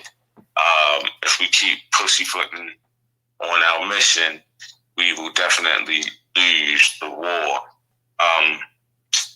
Wow. And I guess our land was saying this. Look, Maxwell Anderson trial comes up. It's May. Milwaukee, home of Jeffrey Dahmer. We still have not found our sister Sade Robinson's head. We talking about a lot of other stuff, and really bothering me. I'm taking my son, I'm going on a 2-week field trip up to Milwaukee, and we definitely going to attend the trial from the beginning to the end. Sade Robinson, justice for Sade Robinson, because the white folks of Milwaukee collectively said, we ain't spending our tax money on just because some nigga woman died. Yeah, so I just want us to pay attention to that. And Emily Pitts, man, it's so many black girls that are missing in Milwaukee. I'm gonna repeat that. So many black little beautiful girls are missing in Milwaukee, and a lot of them have been dismembered. Found body parts and not found no suspects. So I just want to put that out in the air. Yeah, that's it. Thanks for letting me speak, y'all. Hey, the Midwest period, Moko. A lot of black women are missing. A lot of black children are missing in the Midwest, straight up. Look it up. All right. Thank you, Moko. Let me give a shout out to some of our sisters up in here, too. I see No Taxation. I see Aunt Lai. I see Rella. I see Trouble. What's up, Trouble? I see Nita. I see the OG down there, Original. I see Big Bird down there, Viral. So what's up to y'all? I want to give a shout out to all you guys. Like I said, if you guys missed the space last night, it's on YouTube. Check it out. It was a good one. You can also stay on in the part 2 with DJ. I heard a couple hours of that. That was a long one, but it was a good one as well, too. I caught about 2 hours of it. I think their space was like 9 hours, because last night we ended around about 11 o'clock. So, they went to the early morning on that. So Arthur Watkins space and broadcast, it was pretty good, guys. So if you missed that, I'm just letting everybody know to go ahead and catch it out. Make sure y'all subscribe to the YouTube channel, support us on Cash App too. $ News Soda, $. News Soda. News Soda is the largest black-owned, Black American news media curation platform to date in America. Let me go ahead and I'm gonna get it to Funded Socially, then I'm gonna get it back to Melissa, and hopefully hopefully I get to hear from some of some of my favorite ladies up in the space, Miss Trouble, Rella, Aunt Lie. I know you guys be busy, but if you got a chance, come kick it with your boys because it's been a minute.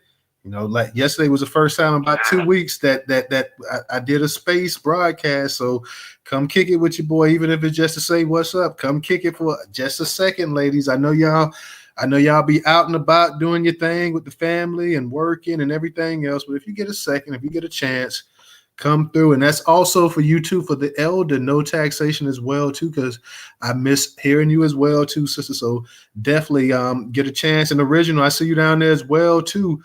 We need that knowledge that you be dropping up in here on a constant as well too. So definitely not to put y'all on the spot, but y'all ain't shy. So if y'all get a chance, shout out to my people over there on YouTube, Avenge Your Ancestors, ARE Radio. What's up with you guys? Polo Styles. What's up? What's up? What's up?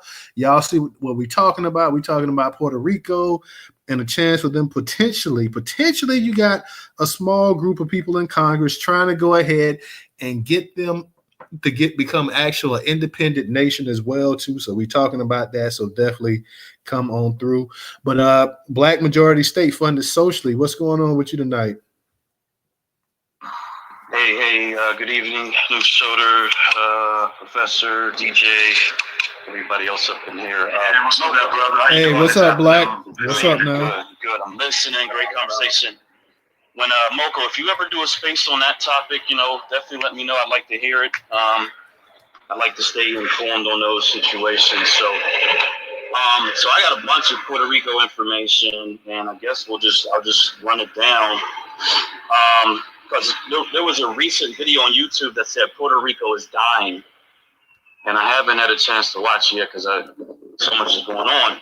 But the gist of it is their birth rate is declining, and then the majority of the people, like DJ said, have come to America. But here's the thing: they are legitimately American citizens. They have been American citizens since 1917. Originally, because I have watched this video on YouTube, originally they were essentially like a sugar plantation, and then something called the American Sugar Corporation, which is now Domino Sugar. They pretty much had a system in place where they were controlling the island, the government. They described it as being worse than being in Russia during the KGB, the height of the KGB, or even in Nazi Germany during the height of that. But it was all this secrecy and threats of, people disappearing, et cetera, et cetera, et cetera. So it was ran like a corporatocracy, where this corporation just had all this power to do whatever they wanted. And they had people over here, and I guess in like the 50s, 60s, they attacked one of the buildings in DC. I'm not sure if it was the Capitol or the Senate building. They took some hostages, if I remember that correctly. And since then, they've had votes on whether or not to remain independent or to become a part of the United States, not just a territory. So they are citizens. They have a delegate that is in Congress. They're non-voting, though. They don't vote, but they are there. Same thing with the Virgin Islands and these other places. When Obama was running, he said we have 53 elections or 53 states, or I forget how he worded it, but he was talking about these territories where they actually do vote. And I'm not sure if it's in the actual general election. It may just be in the primary system, but there is some process by which they vote, and I haven't had a chance to look it up because you guys came to me a little bit before I got to that question. They have unproven reserves of oil and natural gas, and to Moko's point, I think he was talking about the Virgin Islands. That natural gas field kind of does flow into where the Virgin Islands are at, and even the oil. So there is something there. It's probably going to be hard to get to because it's deep sea, oil extraction or whatever. The U.S. knows it's there. That's a U.S. Geological Survey from a few years ago. Here's probably the biggest thing about them dying off. This is a 2085 projection that their population is going to be 1.3 million. Today, I think, is something like 3.5 million, and roughly 6 million actually live in America. So they are projecting their population to be cut in half based on, all current conditions, if everything remains the same, I guess. So I don't think the United States will ever let land go. That's not the way the United States operates. What they do is they get land, territories, they hold onto that land, and then they figure out ways to exploit it. So I think what it is, and this is another important thing, they just had a vote back in November. I don't know if it was at the same time of our election, but it was in November 2024.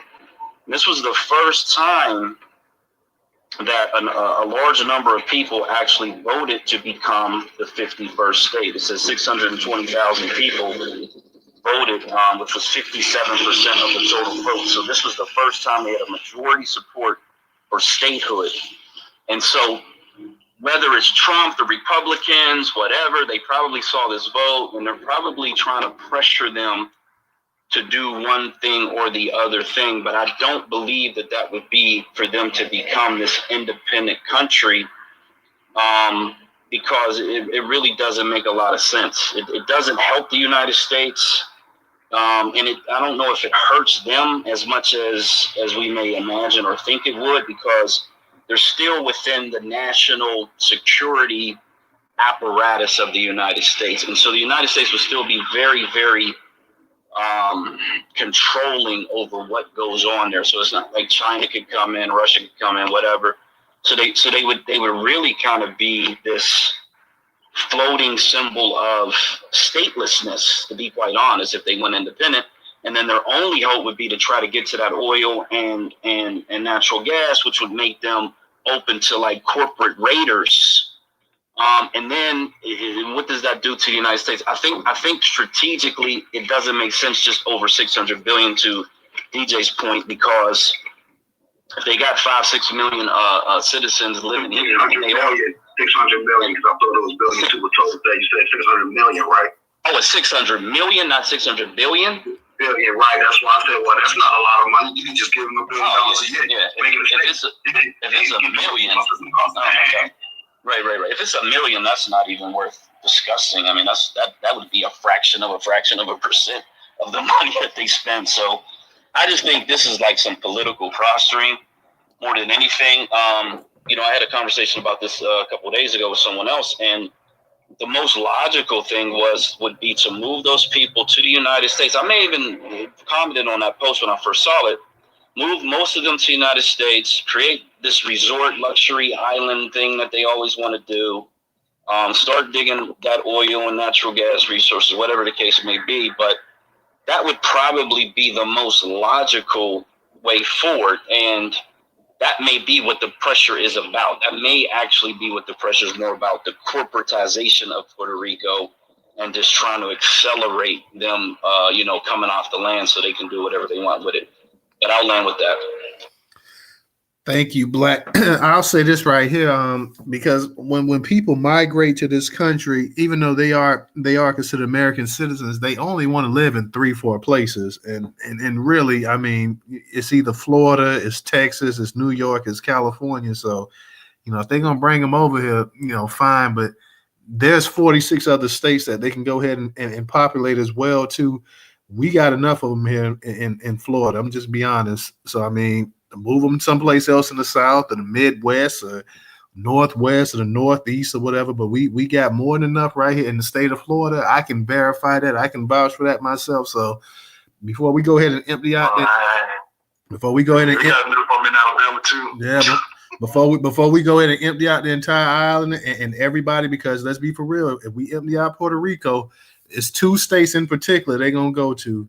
That's Florida and that's New York. So you got the Dakotas, you got Montana. I know nobody ever wants to move or go there or whatever, but before we go ahead and flood Florida and these states that's already flooded with them, let's go ahead and let's look at some of these other states, because we got some huge states, some states that's sparsely populated that are actually huge in terms of land mass, and Montana and the Dakotas and Wyoming and Idaho and Iowa, Washington, the state of Washington. Those places are huge. So we want to go ahead and we want to open it up and we're going to flood it and stuff like that. We don't need to be flooded here in Florida no more. We've been flooded since the mid 1960s, really 1950s. We've been flooded with just flooded with people and stuff like that, to the point that, hey, the people that actually built the damn state up and did everything for it is kind of, you know, been put on the back burner. So, you know, there's other places in the country.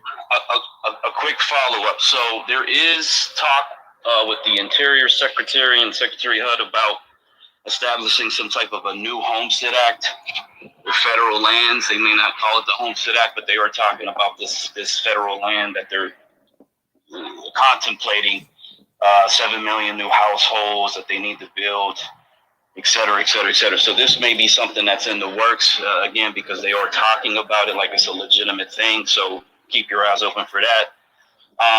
But for me, if the Puerto Ricans come in and they displace people, especially if they displace our people, I think for me and for what I think we need to do, it's not a bad thing, because it seems like our people refuse to move for their own benefit. And if they have to be moved and they have to be pushed and they have to be forced, then I'm at the point in this whole political understanding that if that's what it takes, then that's what it takes. Because if we just sit and stay in the boiling pot of water, we are going to be cooked. It is going to be over.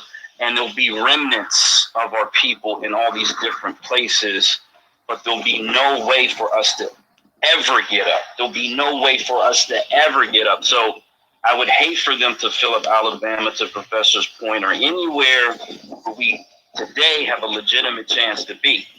I believe that they're going to keep trying to bring in as many whites, because Canada has a 51st state movement. You may not be aware of that. We have some Canadians in a couple spaces. They are serious about becoming the 51st state. And it's a 50-50 up there. So Trump is serious about making them the 51st state. And that's to bring in 30 million Europeans. I think there's going to be a lot of changes happening in America, not just in these 4 years, and I don't think it's just Republican or MAGA. I think that this is the plan of the country, and at some point in some future existence, these things are going to happen. So we should be anticipating this stuff, and we should be moving. I don't think we should move out west. I don't think we should be going out to federal lands out there. But there is still some federal land in these Gulf states that was promised to us, that was on paper for a decade or so, that we should be able to claim.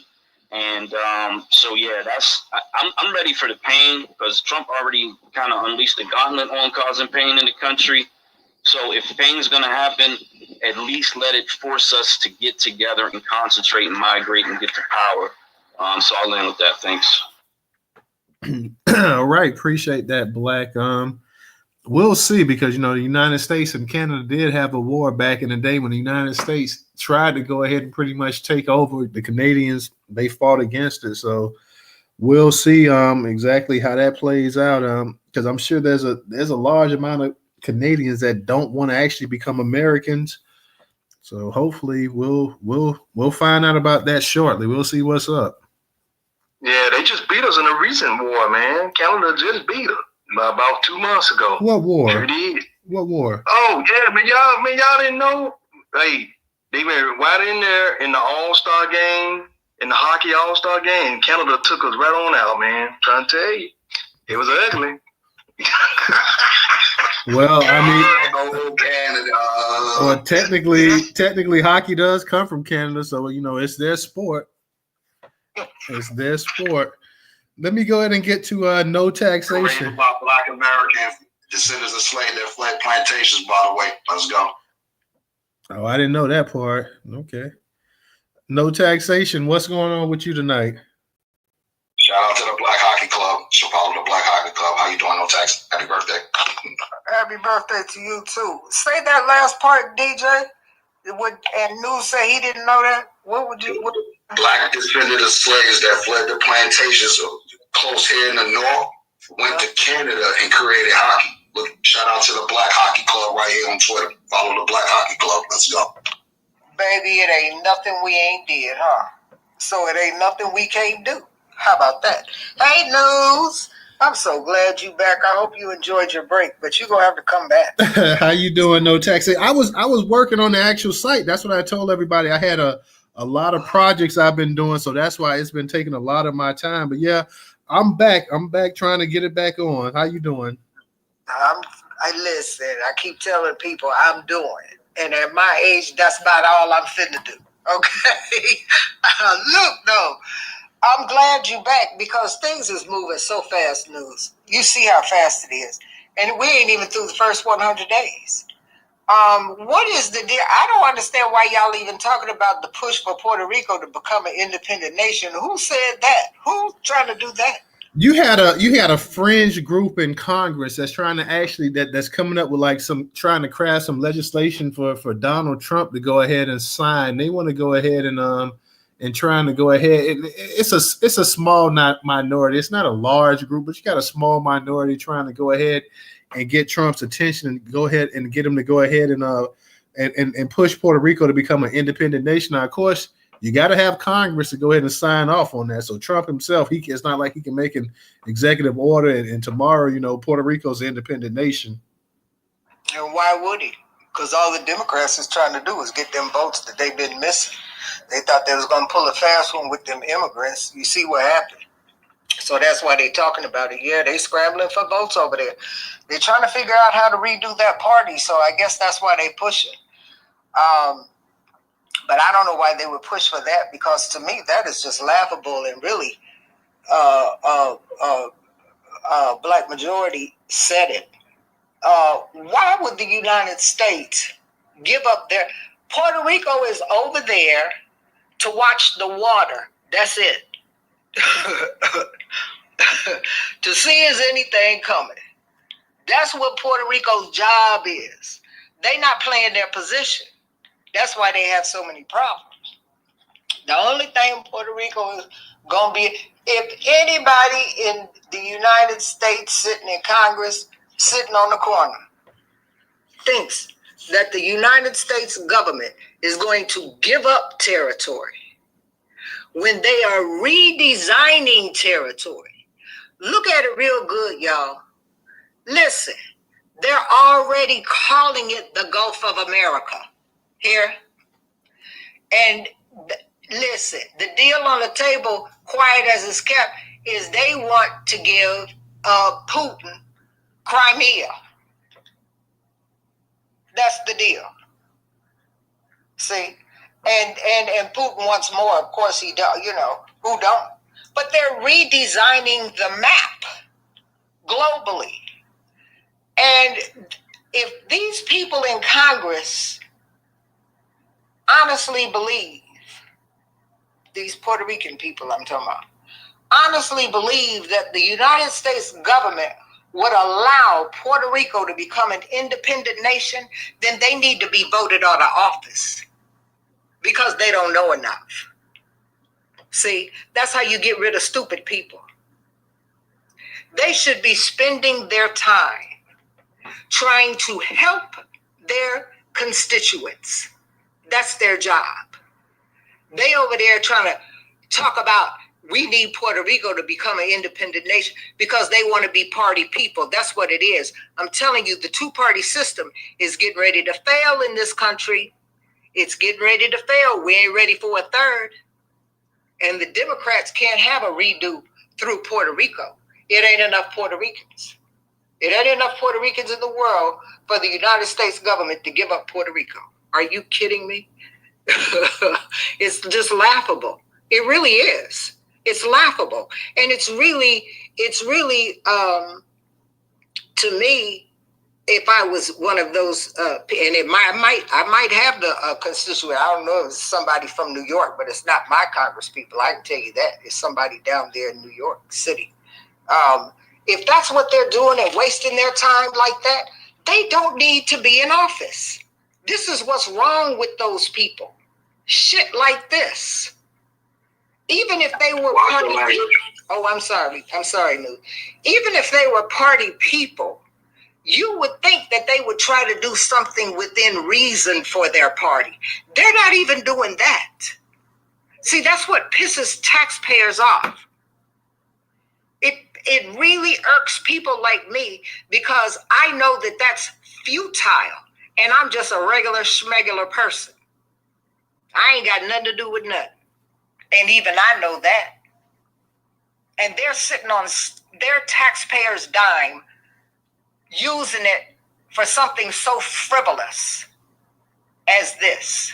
See, I want y'all to really go deep on stuff like this, because this the kind of stuff. You remember when Jay-Z came out with that song and he brushed his shoulder off? That's what we got to start doing with these people. When they come up with this stuff and start talking like this and trying to throw us a distraction, and they're getting ready to throw us, our people, every distraction in the book, because they have reintroduced Bill 4321, which is stop cash payments for reparations. Babin wrote it in 2023, and I think 14 Congress people signed off on it. They wrote it on the 23rd, June 23rd.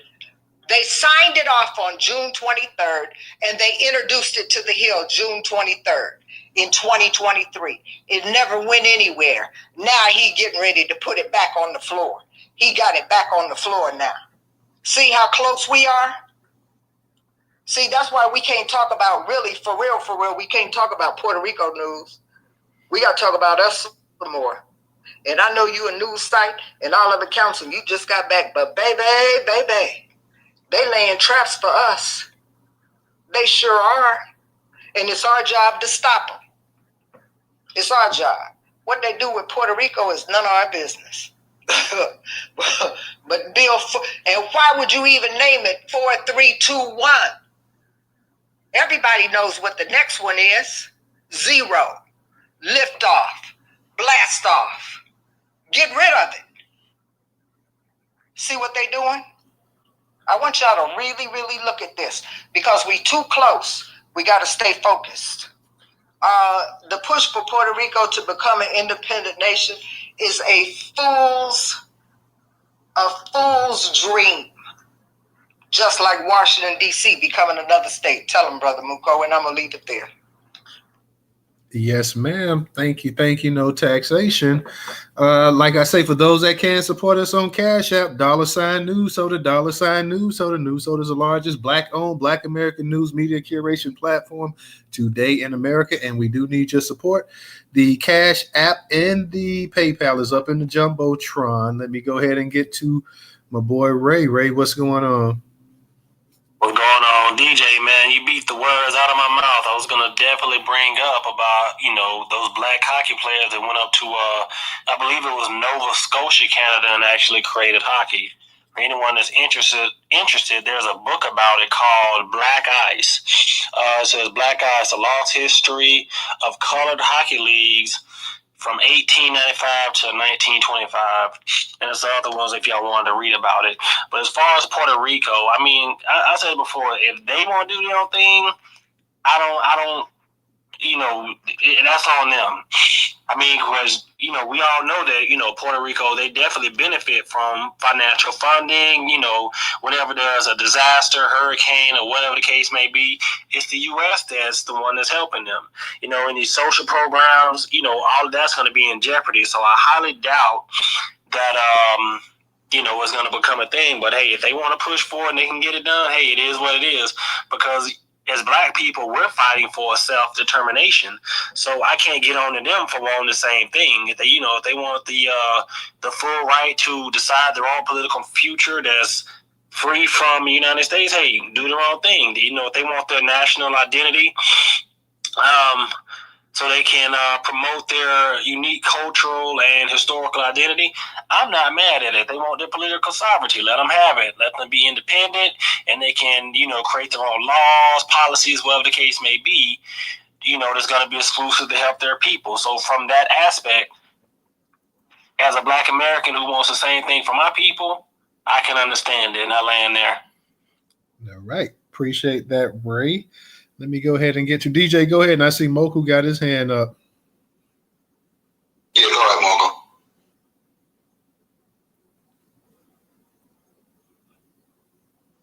You there, Moku? Is Moku in the Matrix? I think Moku might be in the Matrix. Probably could be driving home or something like that. Shout out to the brother. No, I ain't in the Matrix. My bad, y'all. Can y'all hear me? Yes, sir. Okay. Shout out to No Taxation, my Yoda. Definitely dropping some reggaeton bombs. I do want to say this. Something I think that we should pay attention to as far as race classification and how it pertains to this article. I know, baby, I'm telling you. This article about Puerto Rico. White supremacy is trying to redevelop and I'll put it on my timeline. It's called the Monks Racial Color List or something like that. And how this pertains to us is they're basically trying to establish a way to put color with blood, and that means they have an instrument that they claim that analyzes the color of a person's skin through analyzing their blood, the oxygen levels in their blood. They have not perfected this machine. It's still on the chopping block, and this is the thing.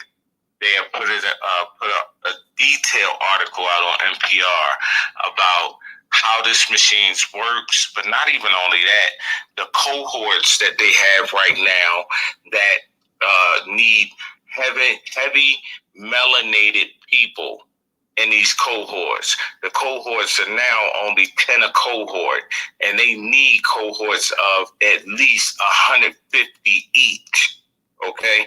And they're talking this language. It's a lot of confusionary language that they're using in this news clip and other news clips that they're going to create from this one main news clip that they're going to put out on the mainstream. So I'm just forewarning the victims of racism, white supremacy, that with connecting the dots, this comes with connecting the dots. Because, see, white supremacy don't do shit for no reason. You feel me? It's always to bring harm by way of racism, white supremacy. Excuse my French. Excuse my French, but thanks for letting me speak, though.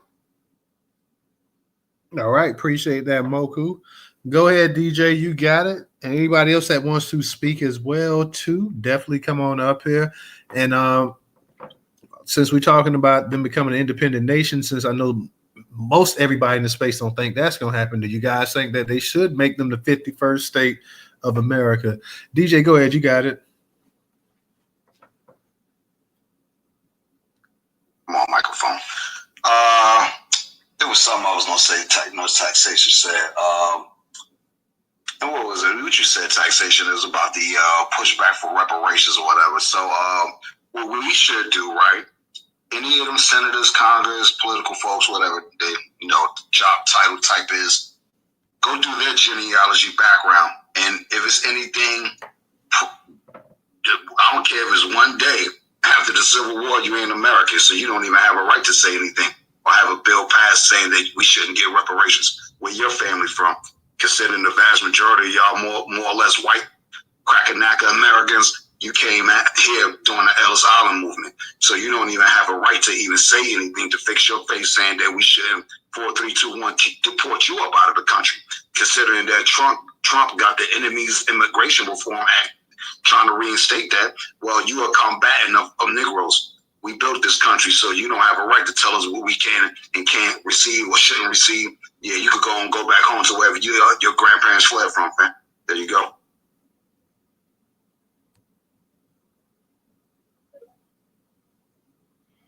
So, DJ, let me ask you, do you think Puerto Rico should become a 51st state now? Like I said, I'm still 50-50. I ain't all the way 100 with that, you know what I'm saying? You know what I mean? Just because, certain Rican folks that I know, they don't really care if Puerto Rico becomes XYZ ABC. They just look at that as a place, hey, that's our country. We go back there and visit. Samoans want to be buried back there, or, I might move back there when I retire because to save some money. I know plenty of Rican folks that have done that. So I think it's really on them to care about it. You know what I'm saying? I can sit up here and say, yeah, no, maybe not, yeah, or whatever it is. But I'm going to still honestly just really say no for the simple fact then if they're no more of a majority than we are here in this country. But that will put them on a pathway to becoming Americans in the sense that we have always been trying to fight for, that American dream, and to be equal and to be treated fairly in this country. Not to say they are not, but I just think they just don't care, bro. You know what I'm saying? If it is or isn't. You might have some political folks that like, we're pushing to be a 51st state, 50 whatever state. Yeah, we tired of being always having to ask America for help when a hurricane hit here and ahead every year, or a major one come every 5 years, 10 years. So, and back to what Professor said about them throwing a paper towel. The Puerto Ricans was loving Trump out there. They were shooting a jump shot with the paper towel. You know what I'm saying? The only people that had a problem with it was the Rican Americans here on the mainland. There you go, though. You know what I'm saying? Hey, News Total, can I ask your co-host a question, please? Go ahead.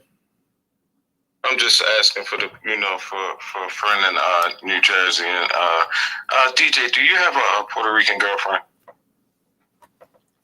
An ex, yeah. Mm-hmm. Where did that question come from? I digress. That question came from.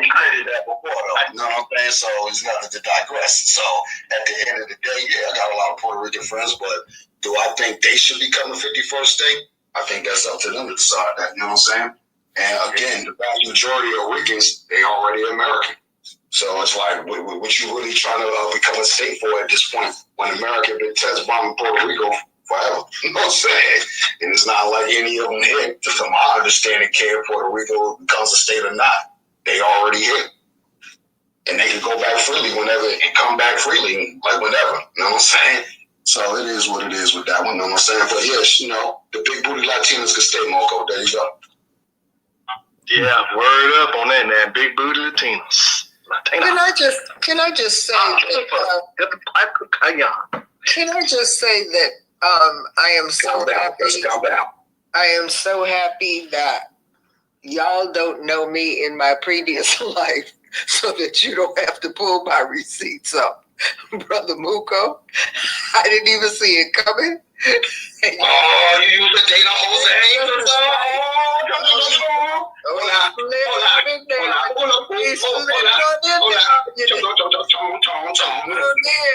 Lord, you look like the woman at the well right now. Get your business told to you. I would say great job, Sister No Tags. Great job. What's your name, sister? You know what I'm saying? I'm Ricky from Puerto Rico. You know what I'm saying? Let me Let you right on your feet, Teddy, with that. Real quick, let me pose this question to the room, since we're talking about perhaps Puerto Rico becoming the 51st state. How would that make Black people feel if you did have, a predominantly really a Latin American state? I mean, that was a nation that became an actual state. And I know Black is trying to do the majority. The majority Black state, but how would that how would everybody look at that if, let's say, next year sometime or 5 years down the road, that Puerto Rico actually became the 51st state of America? Now you have an actual, and we know that, and we know in certain states you have damn near majority Latinos, whether you're talking about damn near Arizona and California and places like that. That may not quite be a majority, but close to it. How would everybody feel about that if you did have Puerto Rico become an actual state of America, and it really became the first actually quote unquote Latin state, quote unquote minority state in the actual union as well too? How would people feel? I know Blackie was next, so I'll go ahead and let you go ahead and say what you got to say, and if you want to answer that, that's fine as well too. Okay, was that for me? I'm sorry. No, that was just for the whole room. If anybody wants to touch up on it, but if you had something you was going to speak of before, that's fine as well. Yeah, I definitely do want to respond to that, because that's a great question. Again, the videos that I've watched about Puerto Rico, I would say outside of Native Americans, which they don't like to be brought up, and our population, they probably suffered the most under American imperialism, colonization, whatever you want to call it. So, and that's why they literally have people trying to kill people in Washington D.C. They had a hard time. They just had a hard time. Now, what the current iteration of them looks like and all of that, that's a whole another conversation, I guess. But I say yes to, thank you, to the 51st state thing. I would say yes to that because that's an island in the middle of the Gulf of America. I've been saying the Gulf of Black America. And it legitimately would have no bearing on what's going on in Black America in any real significant way. Them getting a couple senators and, one U.S. rep, which is likely what they would be, maybe two. I just don't see how that would affect us in any short way, shape, or form. But also, in terms of how I would look at it from the perspective of we're trying to do something, we're talking about it. We actually been trying to do this since the 1800s. I don't think I've said this in your space.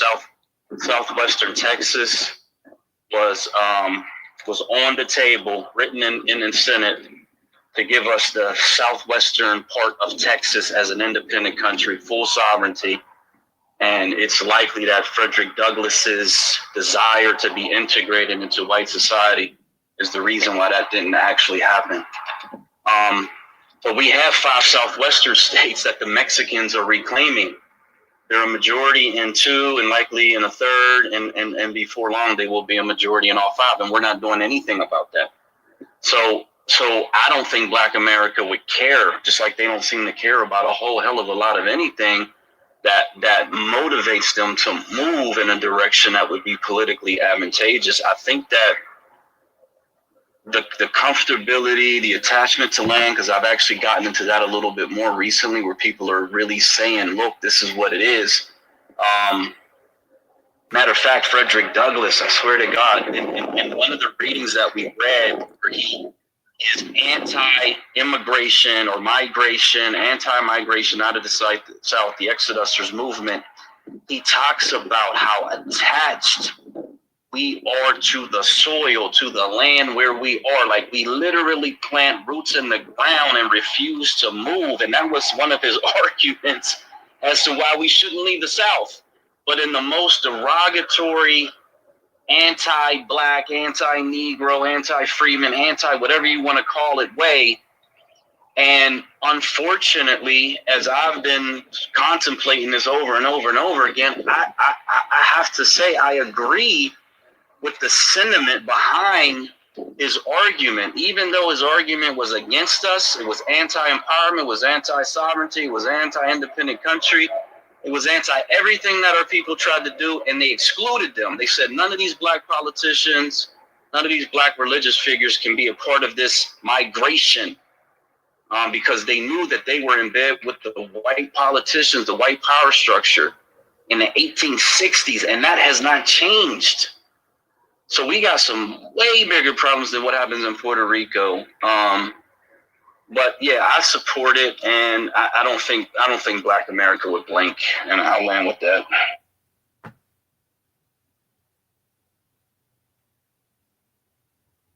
All right. Thank you, Black. Thank you. Let me go ahead and get to Melissa. Melissa, go ahead and unmute your mic. So, Hispanic people are considered white by the government, just like Middle Easterners were. So, census or no, the government will use their numbers to increase the white percentage, How I would feel is, I'm in California, and there's too many Hispanics as it is, who don't want to assimilate, who don't want to learn the language. It's too overcrowded as it is, right? And California was a part of Mexico one time. Colorado, Nebraska, a lot of the United States was part of Mexico one time. And in some areas, I guess because, it's closer to Mexico, there's a lot more immigration, and a lot of companies like Amazon willfully hire people they know full well are not legally able to work in the United States. So this is a problem. It has been a problem. So we don't need to add to it by bringing Puerto Rico in. But that being said, in defense of Puerto Ricans rather, not Puerto Rico, in the late 1960s, there was a group called the Young Lords. They were a gang, and eventually they turned against the police. And then some of them migrated to New York, inspired by the Black Panther Party. They will work with Black organizations, together as a collective. For things like hygiene and things. They actually stole a TB testing truck, a tuberculosis testing truck, and took it to Harlem to test all the Black and Puerto Rican children because the white folks weren't going to do it. And then they also collected all their garbage because the garbage companies weren't picking up their trash and took them to a white suburban area and dumped it in the streets. They also opened breakfast programs and things in the 1970s. So they may not have created hip hop, but there was a time when we were able to work together for a common goal. But those days are long since gone. And today's Puerto Ricans do not like us. They see us in the same way the white people do. So I don't want Puerto Rico to become a state. And, I want the United States just to let them go. I don't acknowledge the citizenship of Puerto Ricans who were born in Puerto Rico and came here. If they're born here, it's different, but I don't see them as being the same as me. To me, they're always going to be foreigners. And I let my plane. All right. Thank you, Melissa. And I'm going to say there's not a lot you said that I disagree with. Personally, whether, it's petty reasons or whatnot, I kind of don't want them to ever become the 51st state because they have been put on the pedestal, Latinos and Hispanics over Black people. And I get what, Black is saying and stuff like that. But here's the thing that, this country would never, and it never would it ever sanction a majority Black state. It would be something that Black people themselves would have to do. The only thing that happened with Puerto Rico was that they got colonized, and maybe 100 some years later, if they become a state, it's nothing that they did. It's not like they moved somewhere and did this or did that or whatever. It's just simply that the United States says, hey, it's in our best interest to go ahead and make you the 51st state of the United States. Now, Black people, after slavery, you had a couple migrations. Black people left the South for two reasons. One, because it was violent as hell, and they were trying to protect their lives, and two, they were trying to get a better livelihood as well too. So that's the reason that Black people left the South. It wasn't simply because I know everybody says if we had stayed in the South and this and that or whatever, but you had a lot of stuff. Let's be for real. You only talk about only one group of people in this country ever had to have the protection of the United States Army just to make sure that, hey, they could be safe during Reconstruction. Only one group of people in this country had to have, the National Guards walking kids into school, going to white schools and stuff like that as well too. So, if it was simply, hey, let's just keep our numbers here and this and that or whatever, because of the majority of Black people still reside in the South. I know we're spaced out and this and that, whatever, but there are more Black people in the South than there is up north, the Midwest, and out west. But the simple fact that, Black people left during Reconstruction and everything else because, hey, you had the Klan, you was getting lynched, you were sharecroppers, you was stuck to land and stuff, forced to toil and work on land for slave wages. You were going to always be tied to that property. White people weren't going to let you go. They had the law in their hands. You tried to leave. They ended up throwing Black people in jail, especially Black men and stuff like that. So the simple fact that, I know people say, well, Puerto Rico doesn't impact us, but to a certain degree, it does impact us because Latinos and Hispanics have always been put on a pedestal over Black people. Now, whatever relationship they had in the 50s and the 60s when they got here and this and that was out of necessity for them. They said, you know what, we're a maligned group, so let's go ahead and get with the biggest maligned group in the country, which is Black people, They got with black people up, especially up north, because down south there wasn't a whole lot of Puerto Rican. Down south it was segregated. Black people lived in one area, white people lived in another area. There was no Puerto Ricans and Dominicans and stuff living with black people like that for the most part in these southern neighborhoods. So black people had to do, Puerto Ricans, you say, hey, we got to survive. We're going to do this. We're going to do that. And they got with black people up in New York. And that's one reason you got things the way it is now. But, no, like I said, there was no incentive to go ahead and create a black majority state. If we create a black majority state, that's going to be 100% on black people. There are groups that benefit simply just for being in locations and stuff like that. The out west and stuff, like you mentioned, Black, that those states are about to become mainly Latino states and this and that. That's simply because of the geography, because, Mexico and the history and everything out there, people moved out there, they lived out, they were already out there. So as a black person myself, I don't have any ill will against Puerto Ricans or Latinos, anything like that as well too. But like Melissa said, when you look at the census, when you look at these forms and stuff, these people are quick to put white on there. And white people are quick to go ahead and, like you said, they're going to strengthen their numbers and everything else like that. And not only that, but forget just even the census, the actual census. When it comes to actually the way they look at life and everything, yeah, they listen to our music and the fashion and this and that. Like a lot of people are nigger by entertainment. But when it comes down to really, day-to-day interactions and life and everything else like that, a lot of these people side with the majority in this country, and Latinos have been siding with the majority in this country for 40 some odd years. When Trayvon Martin got iced by George Zimmerman, you didn't have a bunch of Latinos coming out condemning him, saying, you know what, he was wrong. He racially profiled that kid. He stalked them. He confronted him. He challenged him. He went against the damn dispatcher on the dispatcher telling him to stand down, and he still went ahead and he murdered that boy. You didn't have any Latinos or any substance, any name coming out saying, that was wrong and we're against this and this and that, whatever. I guarantee you, had the roles been reversed, you'd have had Negroes coming out saying he was dead wrong. He shouldn't have done that. He shouldn't have did that to that kid or whatever. Because black people always come out. While these other groups stand together, no matter how wrong their people are, they stand together and they stick together. You have a black person come out, oh no, he was dead wrong for doing that. He shouldn't have done that. Oh, that poor kid. We don't stand by his actions as a people. We condemn him. So no, I'm just being honest. No, I know people say, but yeah, it will impact it. And these white people are smart enough to see that their numbers are declining in this country and that they can get as many allies as possible. And Latin America for over 100 years have been their ally. I don't care how bad a slum they come from in Colombia or the Dominican Republic or this and that or whatever. These people, they hold up their white genes more so than they black genes.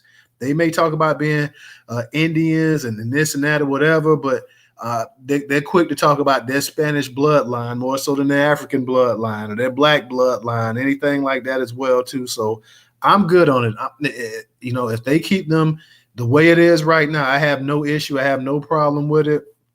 They're not going to stand beside black people unless it's something that can be beneficial to them. When black people stood beside them when it was not beneficial for black people. So I'm good on it. If they never ever become the 51st state, and matter of fact, I hope there is no 51st state, and that includes. And first, I don't even believe the Canada thing. I Trump and them can say whatever. And I'm sure you got some Canadians that want to do it, whatever, but I don't believe that Canada's ever going to be the 51st state of America. Maybe some rinky-dink little spot like Greenland that can't do anything, that's a nobody, anything like that. Yeah, they may, and it's no point in making damn Greenland outside of making them a possession. What the hell? What real value of America outside of being maybe a military post can they do for us over here as well too? So no. I'm dead set against it. If they would allow us to vote as citizens, I'd vote 100% no, hell no. I'm here in Florida. I grew up around some of these people, been knowing them since I was 11, 12 years of age. I know exactly when they start speaking in Spanish, some of that slick stuff they saying about black people as well too. sitting up here back in the 90s with baggy jeans and everything. You couldn't tell them that they didn't create that they didn't create this, and they didn't create all of this other kind of stuff that they benefit from, and this and that, and thinking they damn more black than you while talking about the Latino and their Spanish and their this and that or whatever. No. I'm good on that. Let them go ahead and stay where they at. If they want to, if the United States is going to keep them as a possession of territory, I'm fine with that. But we already got enough. We're being squeezed out. You got black people being squeezed out in the West. You got black people being squeezed out in some of these northern cities and stuff like that. And you go ahead and create an entire Latino state. No, I'll be honest. I'm not really feeling that myself, but to each his own. Let me go ahead and get to you, Professor. You up next.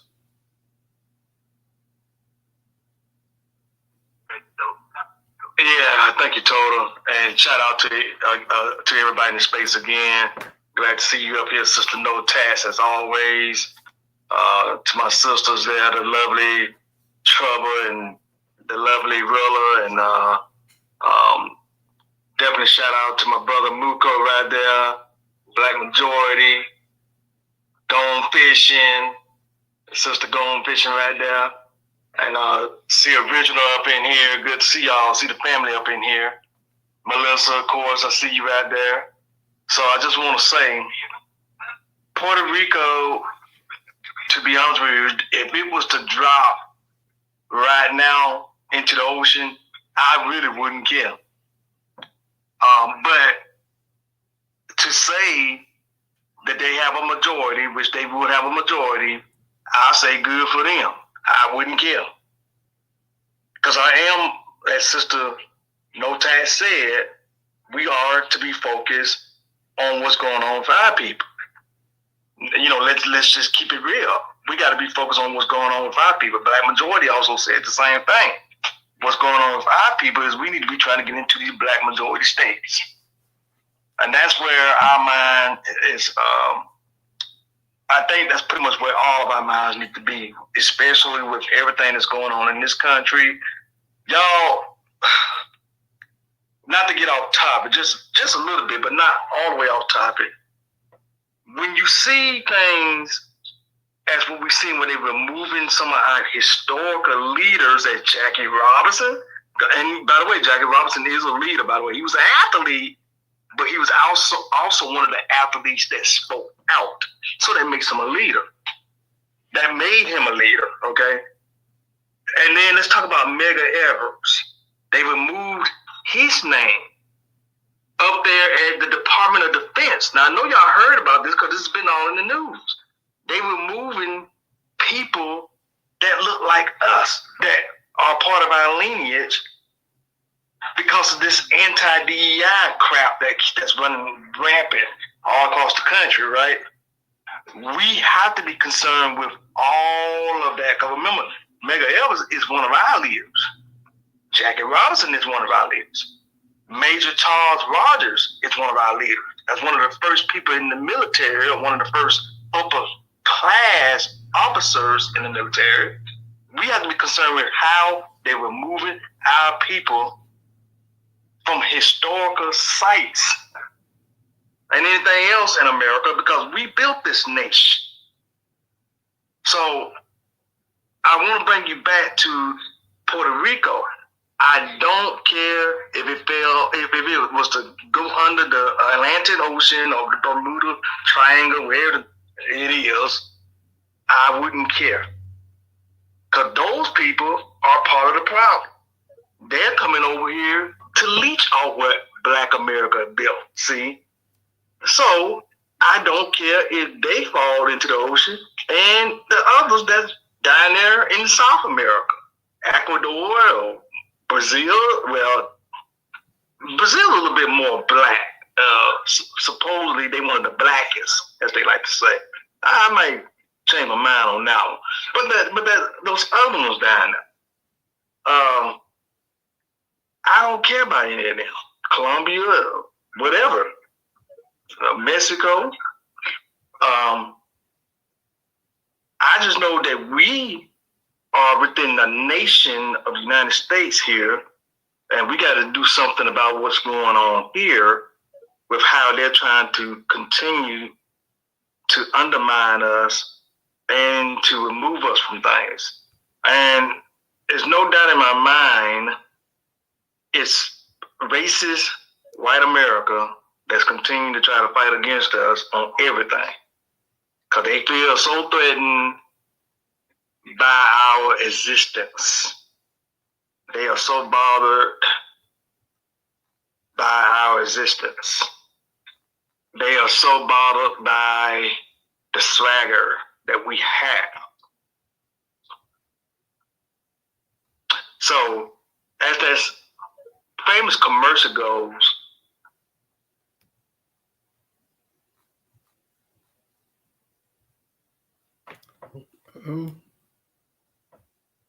Uh-oh. I think we've lost them 1 second. Hold on.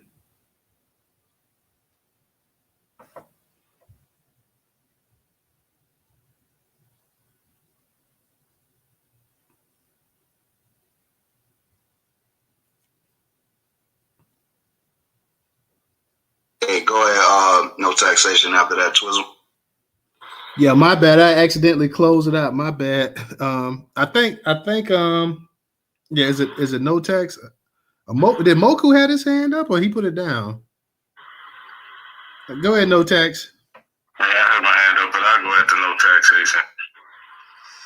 I gotta agree with the previous three speakers, and I gotta part ways with you, Black, on this one, because politically, right now, because if I had reparations, I wouldn't care what Puerto Rico did. Now that's just true tea, okay? I wouldn't care what they did with Puerto Rico. Professor got them. Just said, put them down there to the Bermuda Triangle. Professor got them down to the Bermuda Triangle. So, he really don't care. Politically, right now, no. And it shouldn't be a conversation. And if it is, it's just meant for us to be distracted by it. Trust me. We can't let this be political fodder for us. Professor, check your DM, please. Politically, no. And we can't entertain anybody coming into this country. See, the United States citizenship, the people in the United States of America that could vote, wanted Trump in office for a particular reason. One of them was to get the people out the country. So I'm not even understanding why it should be a conversation on getting people in the country when we have a sitting president that's getting people out. He's getting people out with green cards. He's getting citizens out of here. Everybody got to go, according to him. And, if you look like them, you look like a other, God bless us, because Black folks, we look like everybody, and everybody look like us, because we have that amalgamation thing y'all keep talking about. So some of us could pass for any dang old thing out here. Shoot, I don't go out at night. Okay, I'm very secure, because I'm light-skinned, and baby, I'm not with that clink. Come with me. Oh, no, I can't go with you. I got to go home. You understand what I'm saying? So, and I say it as a joke, but for real, it is happening like that. It really is. They getting everybody. Trump's getting everybody out of here. And he's parading them criminals all across the news for all the people to see, to let everybody know he getting them up out of here. And they passed that bill and voted on it. This is an English-speaking country, which means the people that do not speak English in this country will now have to learn to speak English in this country if you want to live here, because it's the law now. And so if you want to do business, if you want to do anything with the government, if you want to have a cell phone and you go to the cell phone place and the people say, I don't speak whatever it is they speak it. Let's say it's Spanish, because the majority of them. I don't speak Spanish. I don't have to do anything for you, because this is an English-speaking country. It's on you to learn how to speak English, not me. I know how to do it.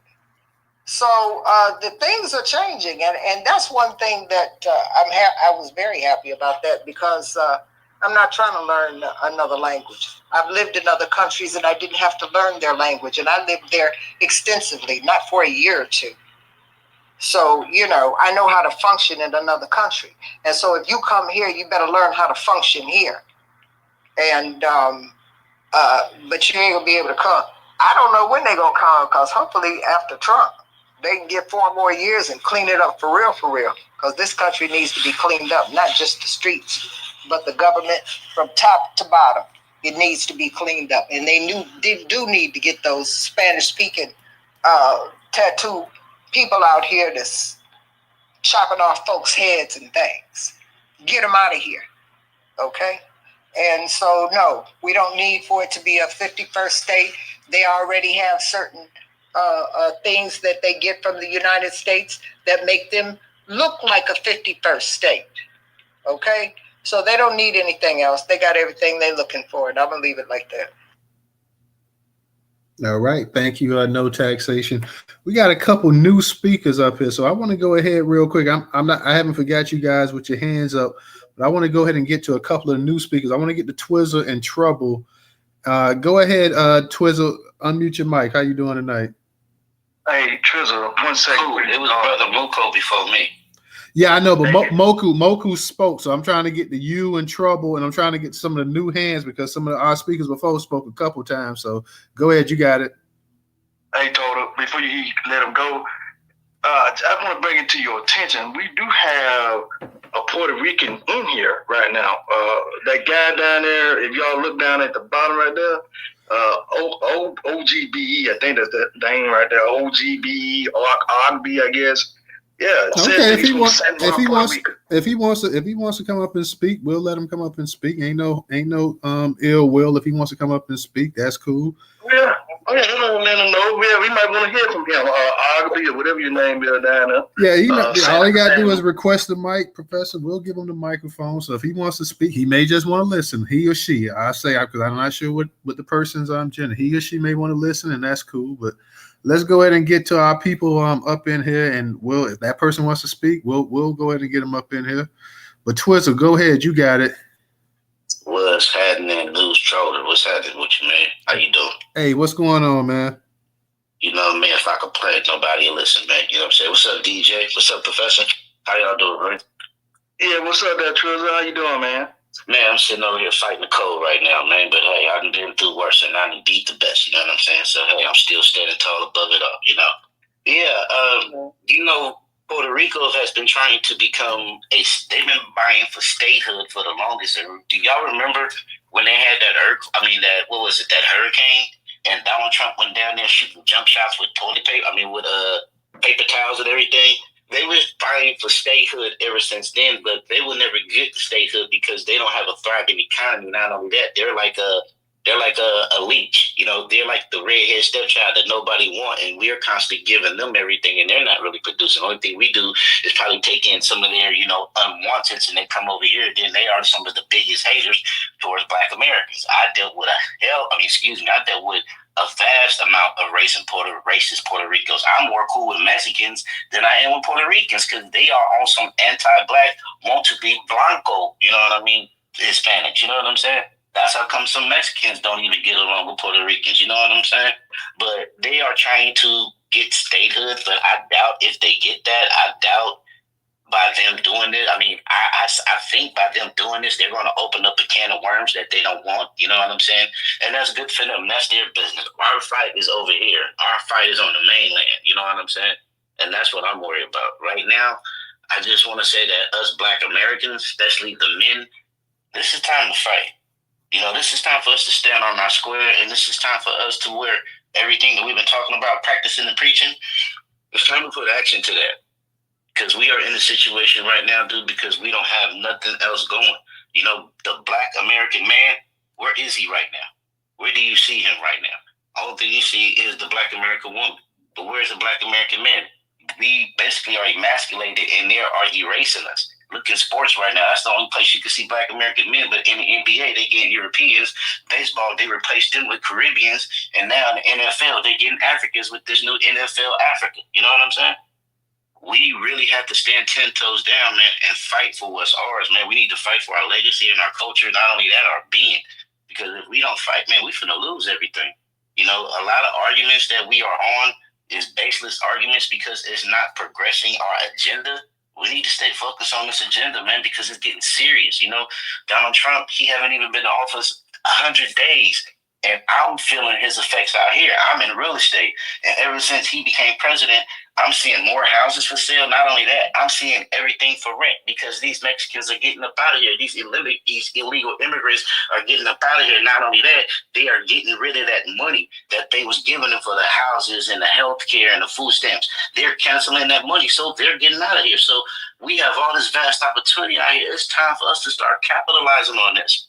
My brothers, I love y'all, and there's nothing you can do about it. But shit, we have to do this for ourselves. Ain't nobody gonna do shit for us. You know what I'm saying? We're men.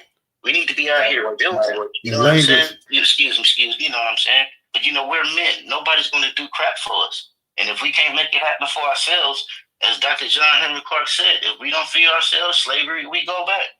And slavery ain't just gonna be picking cotton now. They got new forms of it. You better pay attention to what this stuff they're doing, especially Elon Musk. Elon Musk just said the other day, I was watching on Fox News today, they said about 2026, they're going to be producing robots for labor. You know what I'm saying? So therefore, if you don't have your own thing, you can kiss your job, goodbye. It's time for us to come together and start building, man. Seriously. I land my plane there. Shout out to everybody in this room, man. You know, each one teach one. And I love my black brothers because steel sharpens steel. And we are the precious metal. Peace. Peace. Thank you, Twizzle. Thank you. And also, let me give a shout out to my girl Stephanie too for her contribution on Cash App. So thank you, Ms. Stephanie, as always. Let me go ahead and get to my other girl up here. It's been a minute since I heard from her. What's going on, Trouble?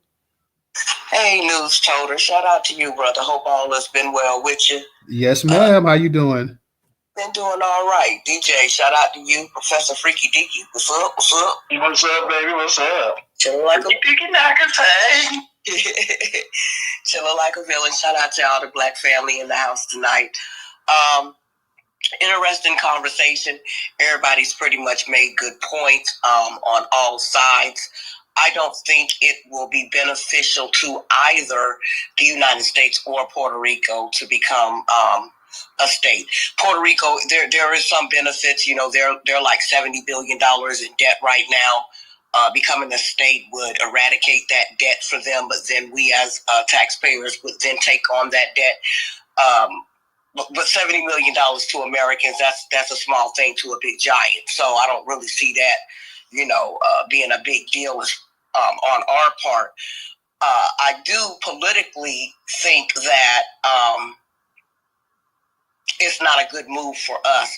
I know that it was said that, well, they'll only get about maybe 2 senators. Well, that's 2 senators too many for me. Because right now we're in a situation where we need to restructure our senators and our Congress people that we have up there to start eradicating those who are not of us or you know don't have our interest out. The ones that the handful that we have in there, we need to get them out and replace them, and then we need to get more of us in there. So them adding 2 more, which is going to be Hispanic. Automatically to the roster, it doesn't work for me. Also for Puerto Rico, culturally, that would change the makeup of the island for them to become part of America. You know, so where they could benefit financially, being able to utilize our systems, our healthcare systems, our SNAP benefits and things like that, they would be able to benefit that way, but then they lose a lot. They lose the essence of who they are as a people. So to be honest with you, I would prefer that they didn't become a state, more so, not so much because it's not beneficial to us, which it's not. As black people, our focus 100% needs to be on us. And anybody coming in trying to come in, it should be an automatic no on our part. But from a humanistic level, why I wouldn't want them to become a state is because of the cultural implications. And we see what happened to our people when we integrated with these crackers. So for their sake, I think they do not need to integrate. They need to stay separated, and that might be more. And then I'm a little bit, maybe a little bit selfish at the same time, because I see in the future them being independent of the United States could be beneficial to us as Black America, especially once we start getting our own politics straight from state to state. Once we have a Black state take over, a majority state, that land, that island somehow could be beneficial to us in a long run, sort of long game wise. So yeah, that's all I really have to say about that. I don't think it's beneficial for either of us at this point in time right now. I land. All right. Thank you, Miss Trouble. It was good to hear from you. Been a hot minute, but I'm glad to hear from you. Let me go ahead. I'm gonna get to one new speaker, and I'm gonna go ahead and get back to the order. Let me get to Starry, and then I'm gonna go ahead and get back to you, Moku, and I'm gonna get back to you, Black, and Melissa.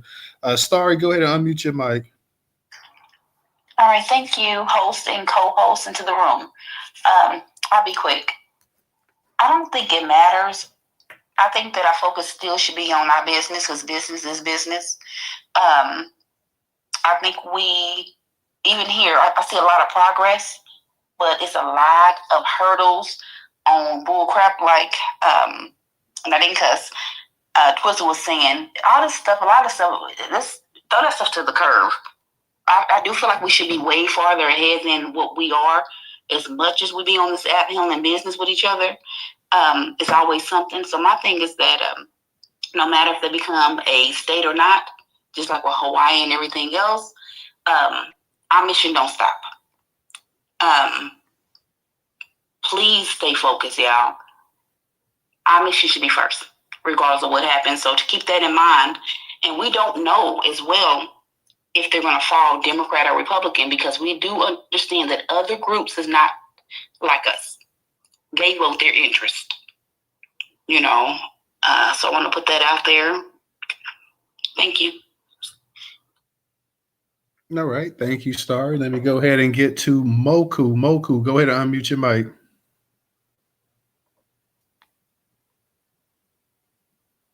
You still there, Moku? Okay, yeah, I'm still here, man. Thanks for letting me speak once again. Look, and everybody, VGQ was definitely super logical, and I will just say, Puerto Rico, what we do know about Puerto Rico is that they are victims of racism, white supremacy. That's one thing, according to the evidence, despite anybody's failing. The number two thing is that it is a confusionary tactic of racism, white supremacy to distract the victims of racism, white supremacy in any possible way. It is no possible way that a nation of Puerto Rico can exist as long as a system of racism, white supremacy exists. This is something that we have to be serious with ourselves about, okay? And we have to recognize this. Why, Brother Mugo? Because we have to get in the habit of telling the truth, okay? I hear a lot of victims talk day in and day out, and a lot of us have an issue with telling the truth, and it's not because we are liars. Racism, white supremacy's language, shout out to no taxation, makes you liars every day. Good morning. What's good about a morning? I want you to believe. What's good? What's good? Can you believe anything that you know? So look, according to the evidence, racism, white supremacy's language is confusionary at best, set up and designed for the victims of racism, white supremacy to do what, Brother Mugo? Stay in the victim section, to stay in the abuse section. And again, that's despite your feelings, okay? And that's even mine too. Because look, feelings change like the weather. You know what I'm saying? That's like a roller coaster ride. You got to guide them feelings with something called logic. All right? So then when we continue on with recognizing that that could never possibly exist in the system of racism, white supremacy, according to the evidence, look at the so-called Indians. That's evidence too. They're a so-called nation within a nation. And look at their missing children's rates. Okay, they can't even protect their little girls. They can't even stop their goddamn men and women from fighting and dying from alcoholism. Not according to Brother Muko. Forget Brother Muko. Shout out to News Total Space, because you know what I really want to say. All right, this is according to the evidence. So you want to argue, find the evidence, argue with it. But don't argue with Brother Muko, because I ain't got no smoke for you, victim. I got smoke for racism, white supremacy. And that leads to my number 3rd point. To make this the most constructive choice, to give this we should not give this any energy to think that this could even be possible. All right? We have no friends. Somebody mentioned Dr. Clark. I think it was my brother Twizzle. Dr. Clark said it best. We have no friends. Why do we keep needing to revisit this evidence over and over and over again when white supremacy try to dress up our so-called friends, the wolf, right in front of our face? All right? So I think the best way here is just like no taxation, just like others said.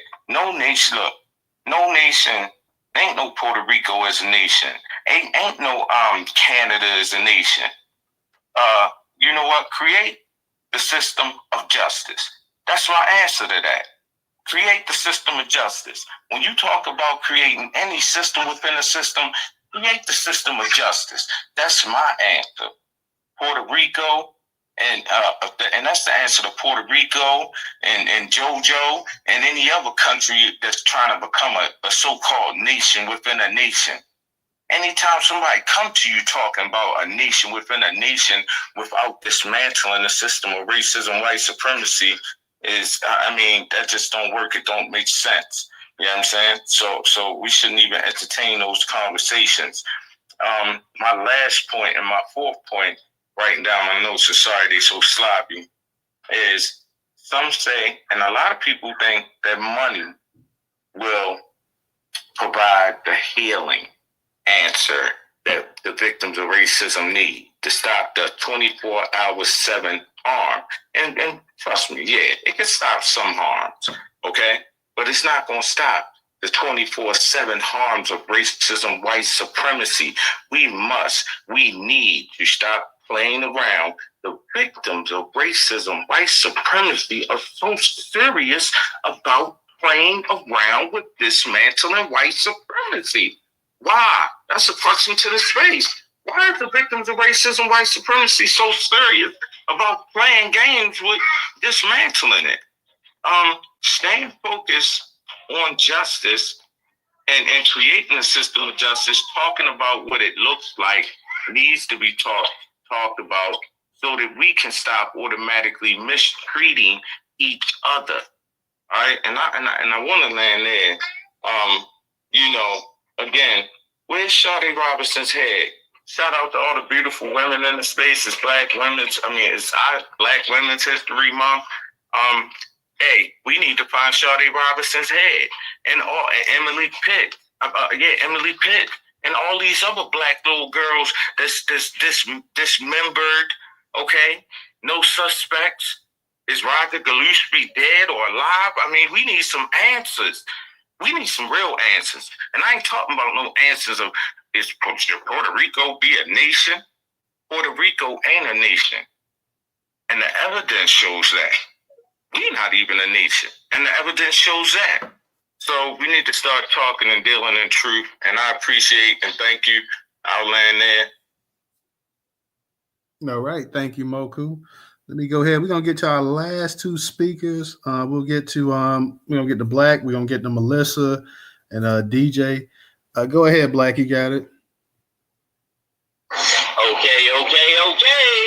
I wanna sing Daddy Yankee Gasolina, and no, I never dated a Puerto Rican woman, but man, I'm tripling down on it. Dude, yeah, I'm trickling down. Shout out to Twizzle. So what Twizzle was saying. What Twizzle was saying, man, we gotta we have to take full responsibility for us. So what I heard, the response was, I don't want this, I don't want that, I don't like the idea of that, I don't like the thought of that. Well, what are you gonna do to actually make that happen? Right? That's really what it boils down to, because we could do whatever we do, live our lives, sit online, do whatever we're doing or whatever we're doing, and we could not like a lot of things. That's not going to change anything. The things that are in motion have been put in motion 100 years ago, 110 years ago. If they became U.S. citizens in 1917, it means they have the full rights and privileges of a U.S. citizen. It means they are already eligible for everything that American citizens are eligible. They don't need a passport to come to America, because they're American citizens. They have a delegate in the Congress. The only thing they are actually suffering taxation without representation, because they're not a state. They don't have a governor. They don't have the representatives. I would say, and I would have to do some sort of a deep dive on it, but it seems to me, if I'm correct, the Native Americans got citizenship in 1924. And if that is true, then it means that Puerto Ricans became citizens before the natives did.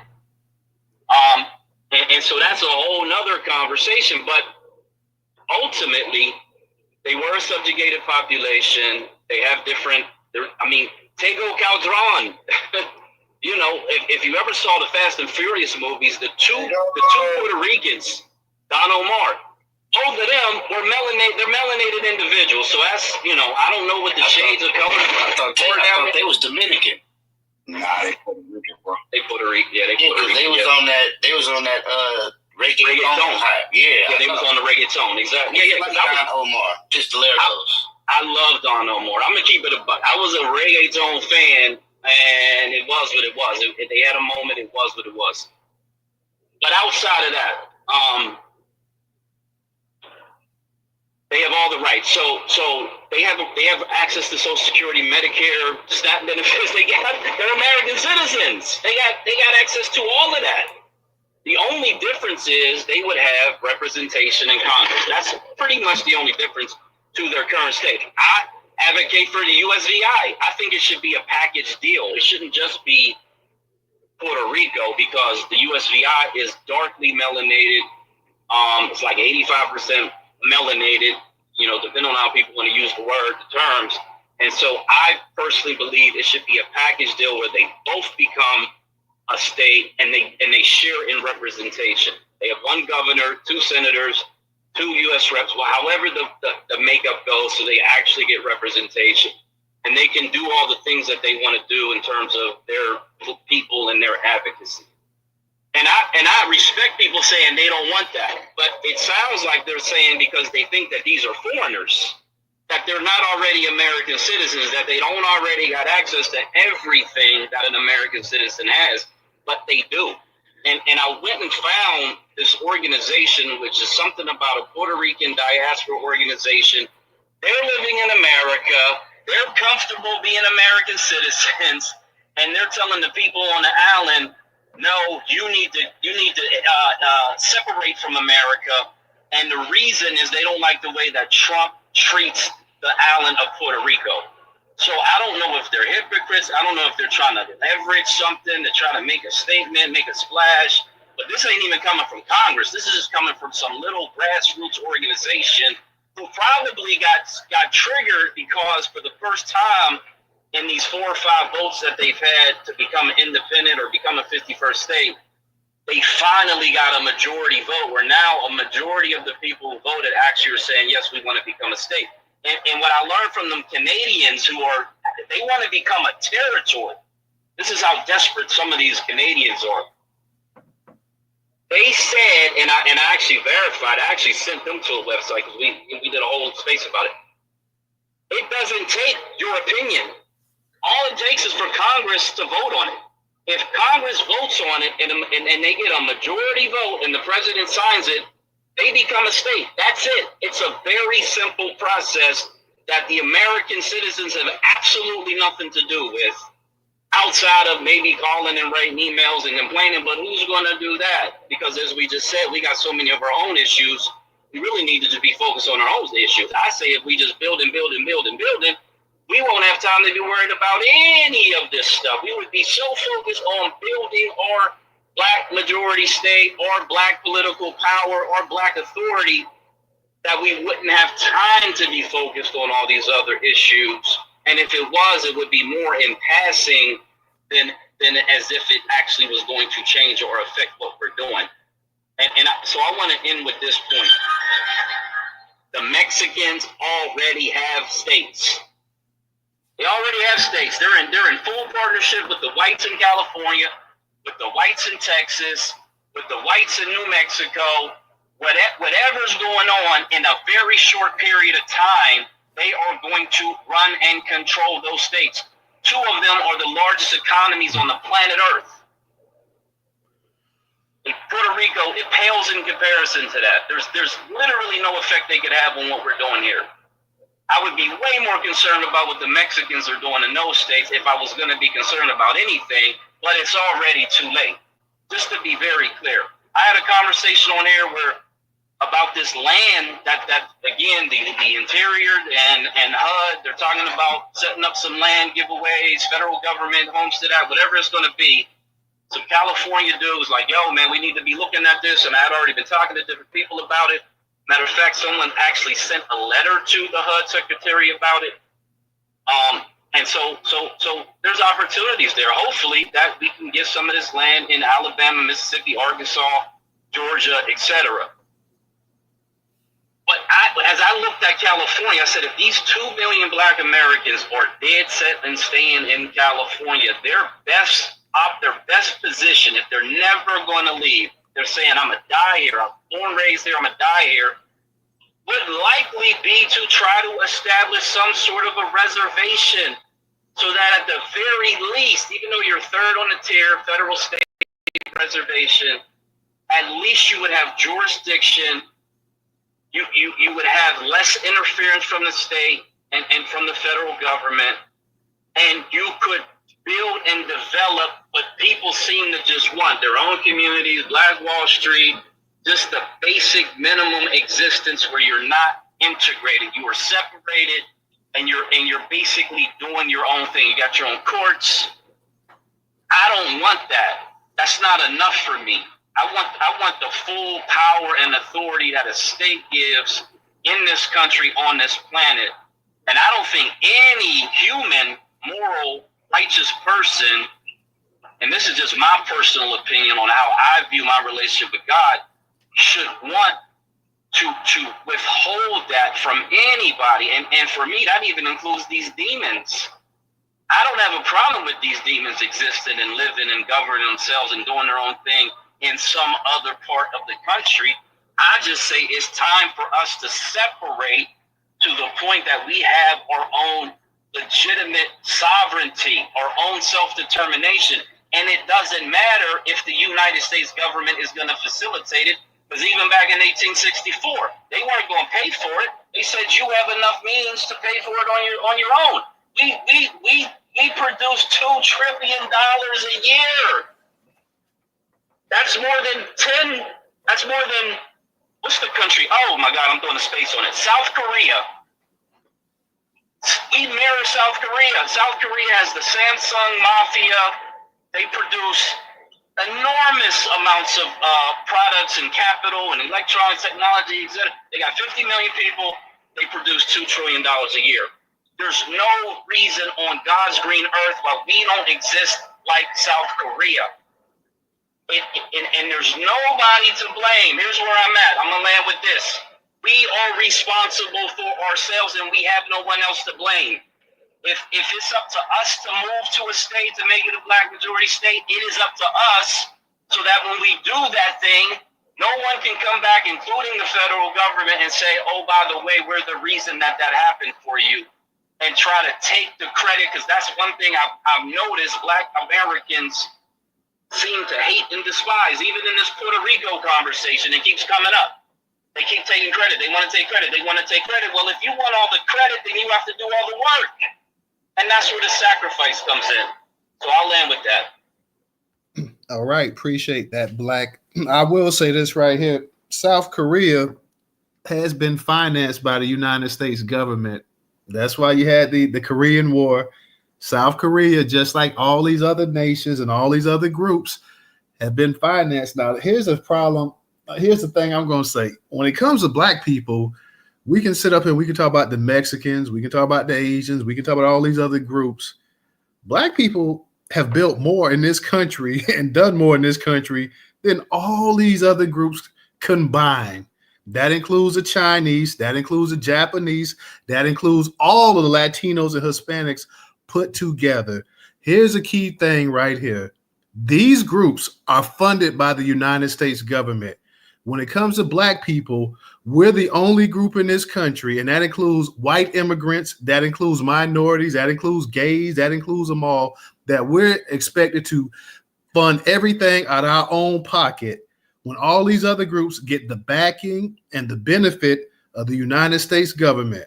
You know, when we fund things and we do things, people see exactly how it is. You ain't never heard of hundreds of Chinatowns or Korean towns or Vietnamese towns or any of these towns burnt down to the ground, the way that you heard about black people and stuff like that. Yes, a black majority state would be great, but as long as we're in the United States, we're never going to be a 100% sovereign place, because we're going to still be in the United States. We're still going to be beholden to the federal government. So I agree that, yeah, in terms of controlling state politics, local politics, that is a great move. That is a great thing as well, too. But, you know, all these other groups, they get the benefit of the doubt when it comes to building and this and that or whatever. And they ain't built a fifth of what black people in this country built. I'm talking about people straight out of slavery, Reconstruction, could barely read and write, building up monuments, structures all throughout this land, you know, to the point that they were such a threat to the government that they had to go ahead and install these black codes. I ain't never seen a Latino code. I ain't never seen an Asian code. I ain't never seen a Hispanic code. I ain't never seen a gay code, anything to stop the momentum of what these people can build and what they can do. So yeah, I'm gonna say that. If we already have states that's Mexican states and this and that, then guess what? We got enough Latino states in my estimation. We don't need no more. If we already got Latino states and Hispanic states, then we don't need no more. Because the only reason we have that is because you got the government bankrolling these people. They bankroll the white folks. They bankroll these minority groups. The only group in this country that they are afraid to bankroll, the only group that they feel is a complete threat to them, is Black Americans. So yeah. Brother, what are you going to do to stop it? Hold on, Black. Hold on, Black. Hold on. Don't cut me off. What are you going to do to stop it, bro? What are you going to do to disrupt it? But hold on, Black. But Black, this is social media babble. This is why we are paralyzed as a people. Well, hold up, yeah. Well, hold on, Black. Don't cut me off. Don't wait. Hold on. Don't cut me off, bro, because I didn't cut you off. Now, this ain't babble. This is American history. So we can sit up here and talk about what we gonna stop, what we hadn't stopped, and this and that. This is American history. Now, maybe you don't like what I'm saying, and maybe what you're saying is babble, but this is American history. Okay, like I say, point to all of these places, all these Latino towns, these Hispanic towns, these Chinese towns that's been burnt down to the damn ground. You can't point to it. It ain't no babble. It's truth. It's history. It's in the damn books. There's been movies, there's been documents, there's been novels, there's been everything else written about this. I live in Florida. I have people that was born outside of Rosewood. So don't sit up here and tell me it's babble. Now, maybe you don't like it or it struck a nerve with you, but you know that's what it is. It ain't no damn babble because there is no comparison. There is no Latino. There is no Asian. There is no other group in this country, the Irish, the Italians, that have had the same thing inflicted on them as black people. If it was such babble, then every year we wouldn't have people coming out. We wouldn't have the Navy Federal and all these other Wells Fargo and stuff getting hit for all of these unfair lending practices that they're doing to black people. Every year, you got these organizations that's being hit, these corporations being hit for unfair lending practices against black Americans. It's so bad that you got to have black people sit up in there when they sell in their house. They got to go in there and they got to get a white person to come in there and sell their house just so they can get equal value to them. So if that's babble, then please educate me on what the truth is. Okay? Because you do redlining, that is true. That is real. That is going on. Now, you know, like I say, maybe you may disagree with that. And respectfully, I disagree with a lot what you were saying tonight, but I sat back and I be quiet and I listen or whatever. It ain't no damn social media babble. It's the truth. It's in the history books. Okay? Like I say, these other groups, they have not. They have been given money. They have been given incentives. They have been given the green light to go ahead and build and this and that. So we keep talking, we're comparing Black Americans, which is a minority in the United States, to South Korea, that was built up, the infrastructure and everything else, and they one of the pets of the United States. And we're saying that black people should have equal, that they don't even have their own nation, have no president, have no governors, have none of that. How many governors have we had in the history of this country right here? And we're saying that Black Americans should be on an equal par as a sovereign nation. I mean, I'm just trying to see how that even makes sense. How is that even possible? The United States pumped, growing up, China was broke as hell. And the only reason China came up is because the United States of America pumped billions of dollars into their economy. So they can have them a trade partner out there in the East and out there in the Far East. The United States is responsible for China coming up. The United States is responsible for Japan after World War II, after they got decimated when they dropped them damn bombs on them for coming up. The United States of America, the richest nation in the history of this world, the most powerful military in the history of this world. They're responsible for these other nations and these other groups coming up and eating and doing everything that they can. And the United States of America, they have had one enemy the whole time. It ain't no damn babble. It's black people. Like I say, show me the codes and show me all of this stuff right here. Black people have fought. Every time they fight, they get the damn ladder pulled from underneath them and they get up. They dust themselves off and they keep fighting.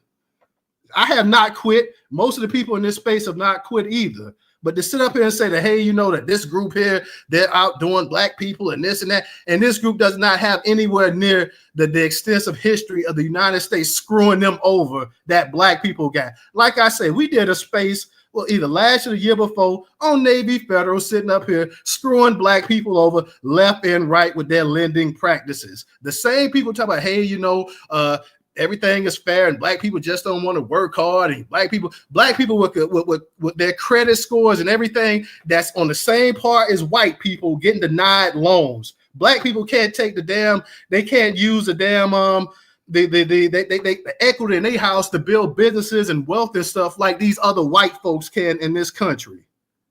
So I'm trying to see exactly how that's babble. You know, explain to me how that's babble. Preach. Okay, I'll do it really quickly because you're conflating things that happened 100 years ago with what's happening today. Hey, Blank, how am I conflating the Linda? How am I conflating? Bro, I asked you, what are you going to do to stop it and disrupt it? And then you started talking about things that happened 100 years ago.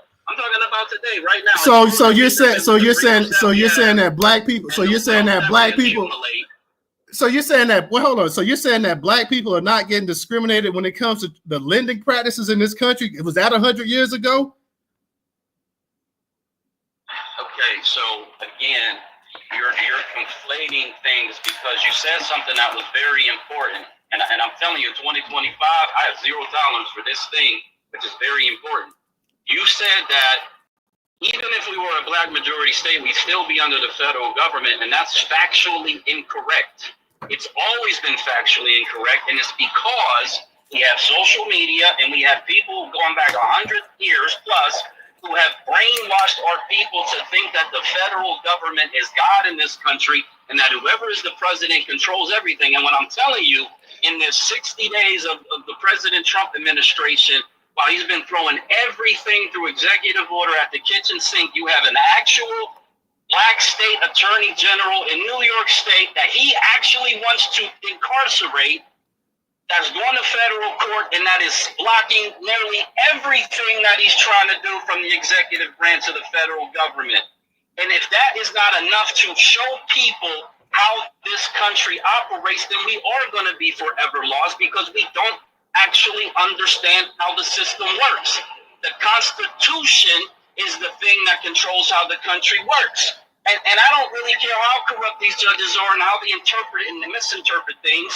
At the end of the day, they have to justify their decisions through that Constitution. And he has not been able to find them willing to go against the Constitution. What's your point? What's your point? What's your argument? Wait. Let him finish. Let him finish. Let him finish.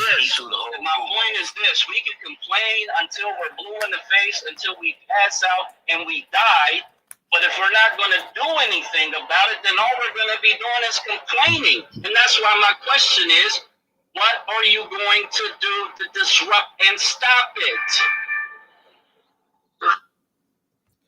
I'm going to do what I always do. I'm going to put in my work, and hopefully everybody else put in their work as well, too. We've been working the whole time. Black people been working. We ain't just been sitting around collecting welfare on Section 8. You know, we've been working. We've been putting in work and everything else. But like you said, apparently whatever I say, it doesn't matter anyways, because you already said that you don't want to talk about 100 years ago when I put something that was factual in terms of the actual lending practices today. Okay, you can sit up here and talk about 100 years ago and this and that or whatever, but the damn lending practices wasn't 100 years ago. Right today, we can pull up stats, we can pull up facts, we can look at the actual lending practices in this country and see how it impacts the Black community. Simple as that. I mean, and unless you're saying I'm just making that up, because we did do a space on that. I can pull the receipts and everything else as well too. And the federal government, the federal government does run the government in this country. Yes, state governments, they're allowed to run the state and everything else like that. But let's not act like state governments can't get federal funding cut off as well, too. Let's not act like that. I mean, please. They can't. It's called coercion. It's in the Constitution. The federal government cannot withhold funds from states because that's coercion and that's unconstitutional and it's been tried multiple times. And every time the judgment is that they can't withhold funds. So you fail to realize what this government can do, what they want to do whenever they want to. There's all kind of loopholes and bends that they can break, and that's something that you fail to realize. Don't you fail to realize they just put out the Kennedy assassination and they showing that the government killed their own president? So you really think that they're going to hold bound rules? You know, but Neutral, I came up here on one aspect because this whole Puerto Rican thing and all this other shit, this whole thing, people fail to realize we have receipts, and shout out to the OG Buffalo Soldiers, to where when America went to the Spanish-American War, we went through Cuba, won the quickest war in America in 2 weeks. Then we took all the Spanish colonies, aka Puerto Rico and the Philippines. You know what I'm saying? That made them American colonies. So all of them in there became American citizens. So they don't have no statehood. But right now, to this topic, where we at right now, I hear a lot of scared talk about what we gonna do now, this and that. We just laid it out and we just put it down, you know. And if you don't have no plan as a man on your own, quit asking everybody else what they gonna do and this and that. We're men, we're leaders. If you can't create your own thing because you can't find what you're looking for, I think you need to look in the mirror or put yourself in the closet and get some identity. Because for what I see, I've been on these spaces 3 years, and News Troller, he's been doing it. DJ, he's been doing it. A lot of people on here, we've been putting in work, and we've been gathering some real people, like-minded people, to really make things go forward. Yes, we at war right now. Wars ain't won in a day, or two, a week, or a year or so. We in the fight. And right now, we finding out who's with the fight and others who's questioning and scared to fight. You know what I'm saying? So a lot of people, if you don't have no solutions, keep your opinions to yourself. I let my play now. All right. Let me go ahead and get to Melissa. I know you were next. Go ahead, Melissa.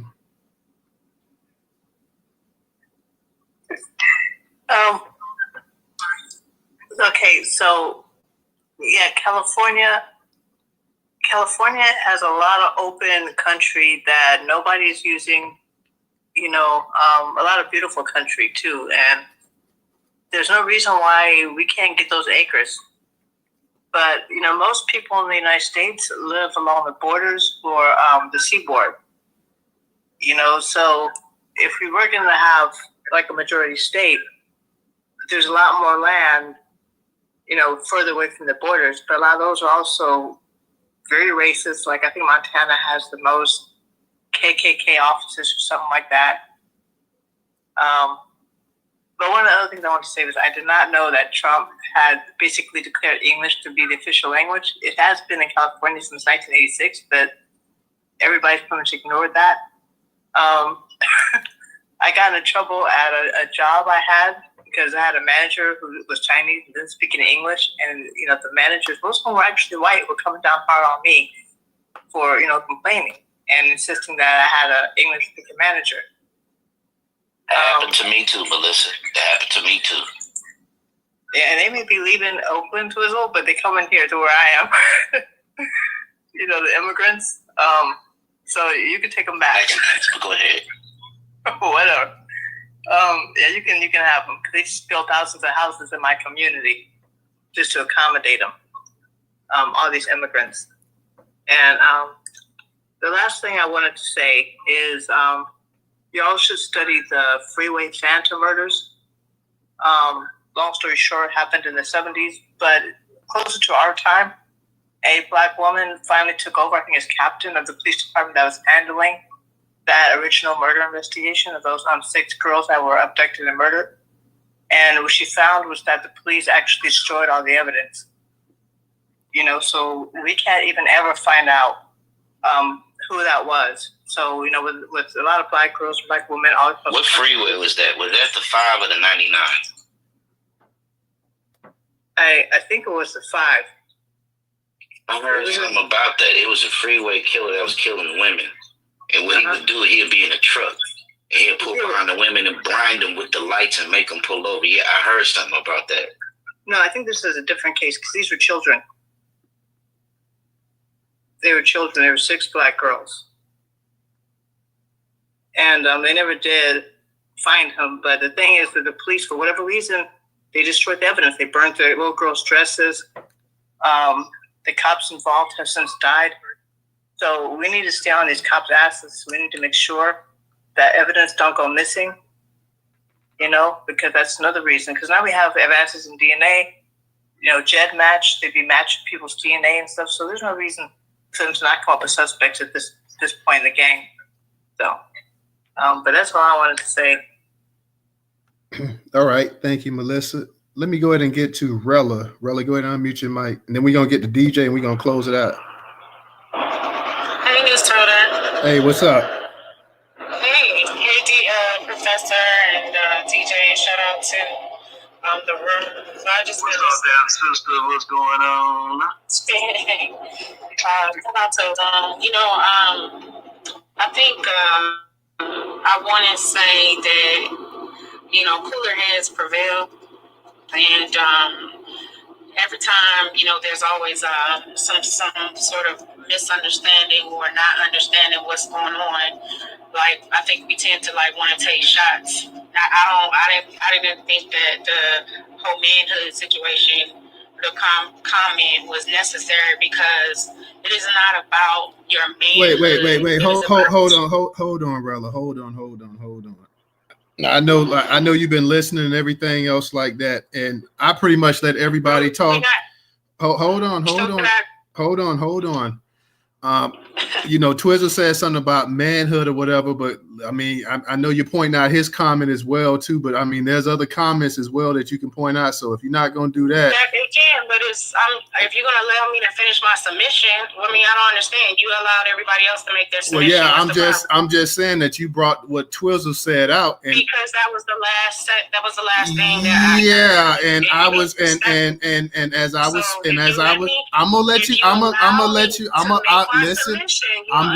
I'm gonna let you finish, but I'm just saying, as I was talking, okay. I was cut off as well too. So let's not forget that part. I'm not talking about you.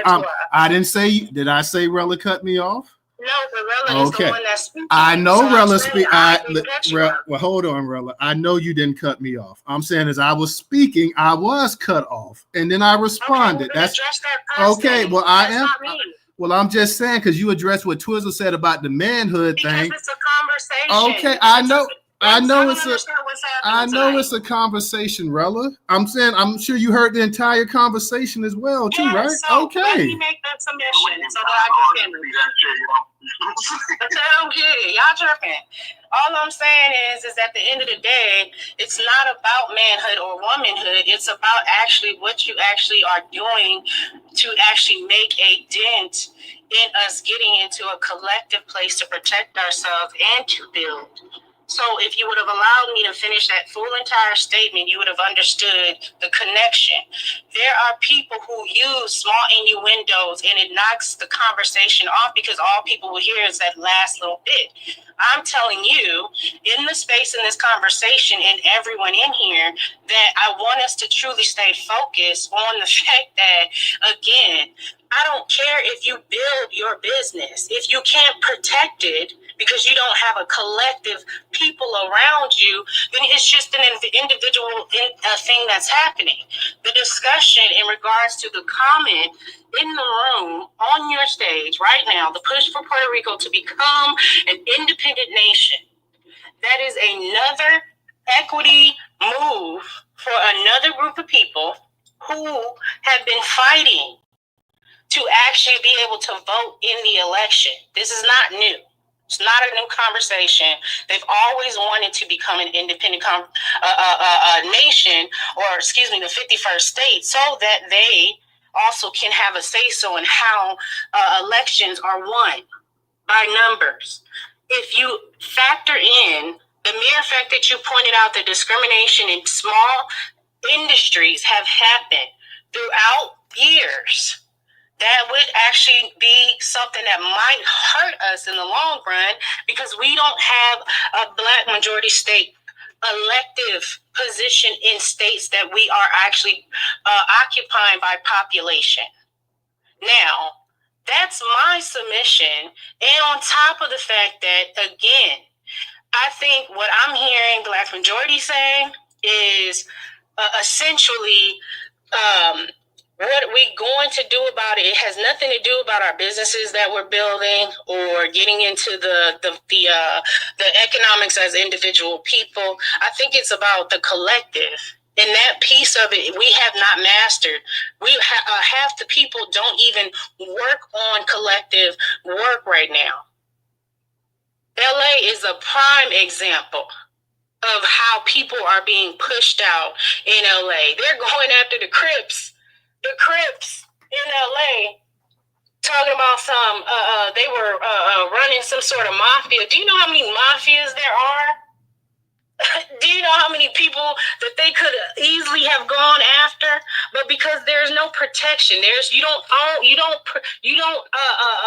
literally control the economics and the politics in the state. The governor himself literally flipping the script, wanting to do interviews with the right so he can get himself positioned for his next election. There's no representation. So all I'm saying is it's not necessarily, and I think I heard somebody bring up like welfare and stuff. Welfare is for people who need it. That's not that's not an indictment. It's a social program that literally the United States have for people who need it. And that should not even be an indictment for people to use in context when you're talking about authority and power and control.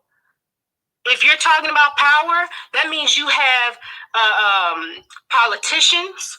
You have a collective group in population, no matter if a 51st state happened or not.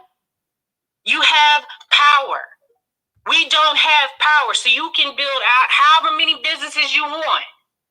Someone can come behind us who does not care for us to have businesses, like the man in Detroit. Shout out to the Detroit. There was a guy who actually was trying to build a home, and they were like, no, he can't build his home in a place where he lives and pay taxes. Like, I really sometimes think that we just like to argue to argue, and then when we don't get our points across, we get upset when somebody says something and then get on here talking about keep your opinions to yourself. Like, when do we start controlling conversations for us to get to the nitty gritty? You can't control conversations and then tell people, hey, we need to figure this thing out together. If you're going to be collective, let's do that. But stop doing these little pot shots and making these other extra innuendos. It's not even needed, especially if we have never done it in this generation. So you're going to need each other. And if it's not us, I hope that you're building somebody on the ground to help you and assist you in what you're doing, and you still have to find power. You're still going to have to figure out how to get representation, because you're not in a place where we control 51% of the state. That's power. And also, the people that Trump fired through Doge, because the judicial branch and the Supreme Court said, yeah, you got to hire them people back. Oh, and by the way, you remember that USAID money that Elon found and said, oh, guess what? That was wasteful spending. You're going to have to reinstate all that. The reason why Elon got on his soapbox talking about the judges shouldn't be able to do what they're doing is because the judges in the states who are part of the judicial branch, they literally have power.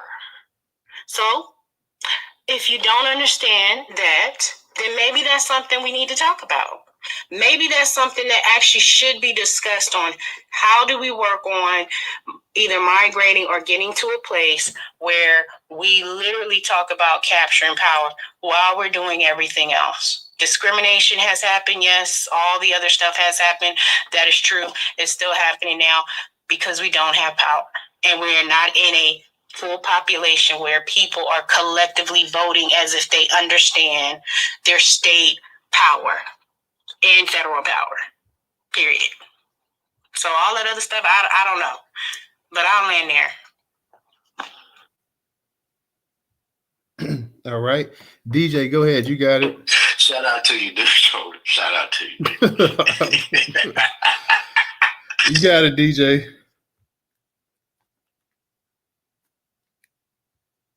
DJ, you there?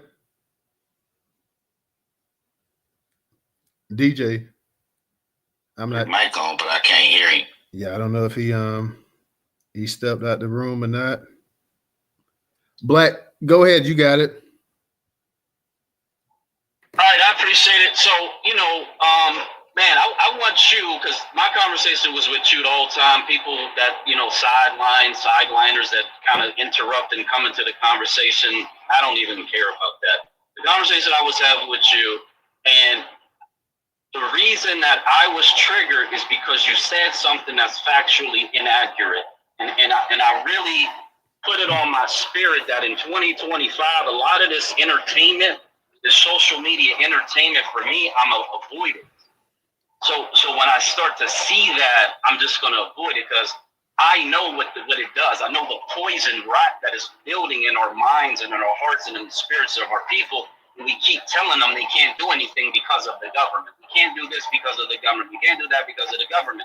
Well, the government's always going to be there. So if we're always going to be living under that standard, then we're never actually going to do anything because the government's not going anywhere, and they're going to continue to do what they're going to do.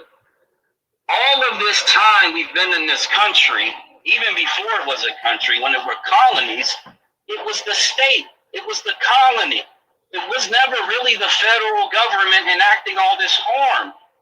They allowed it. They were collaborators in it. They didn't intervene, but largely because the way the country is constructed, they don't really have the power to intervene, especially on individual incidents in situations. The states regulate the insurance industry. The states regulate the real estate, and the states regulate the prison system. The states regulate the police. The states are the ones that have been causing us the most harm this entire time. So why a person wouldn't want to become the state or at least wield the power of the state in order to protect the population within the state is really something that I have zero tolerance for at this point. So I'll say this for the space. Again, it's all in love. It's all in love. And sometimes love has to be harsh in order to make a point that people need to really clearly start thinking about. We haven't been fighting the federal government. We've been fighting the states that we live in and the rules and the laws, the black codes and everything else that they've done. It's happened at the state level. That's the level that we have to get to. And anything else outside of that, God bless you. I wish you nothing but success, but you're really just perpetuating the cycle if ultimately the goal is not to get to that level that's been causing us this harm. And I love everybody in this space. I appreciate you.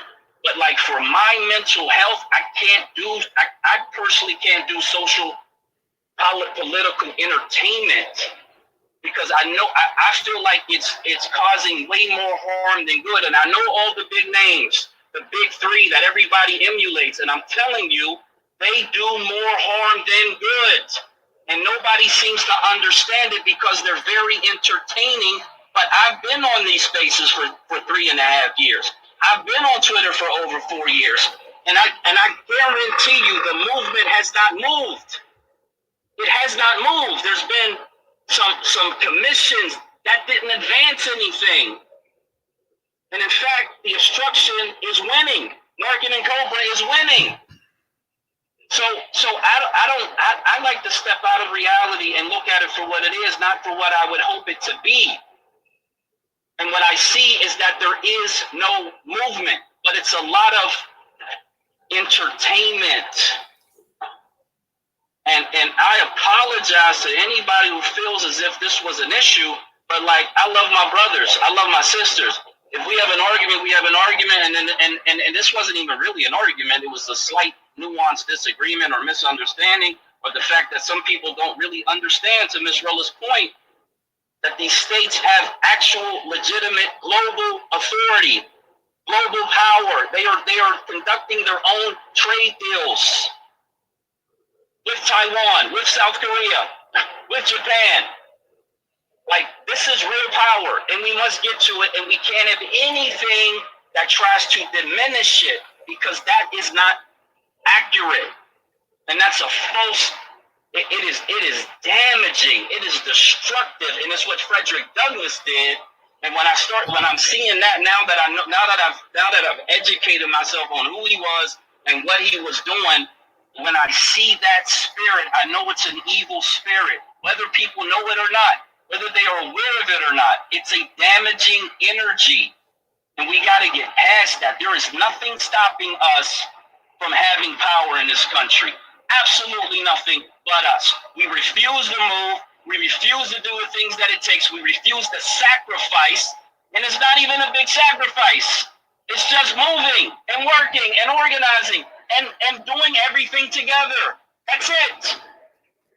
There's really nothing stopping us, and it's not the federal government. I don't care if they put Hitler himself in the federal government in America. He's not going to be able to do anything because the system is set up to keep the president in a box in this country. And look, nothing but love, nothing but appreciation. God bless everybody in the space. No, sure. Can I say this right quick? Let me say something real quick. Because real quick. No. Immature. Let me twizzle it. I'm gonna let you. Ahead. Okay. As far as the big three is concerned, let me go ahead and put this out here, man to man, for everybody in the space.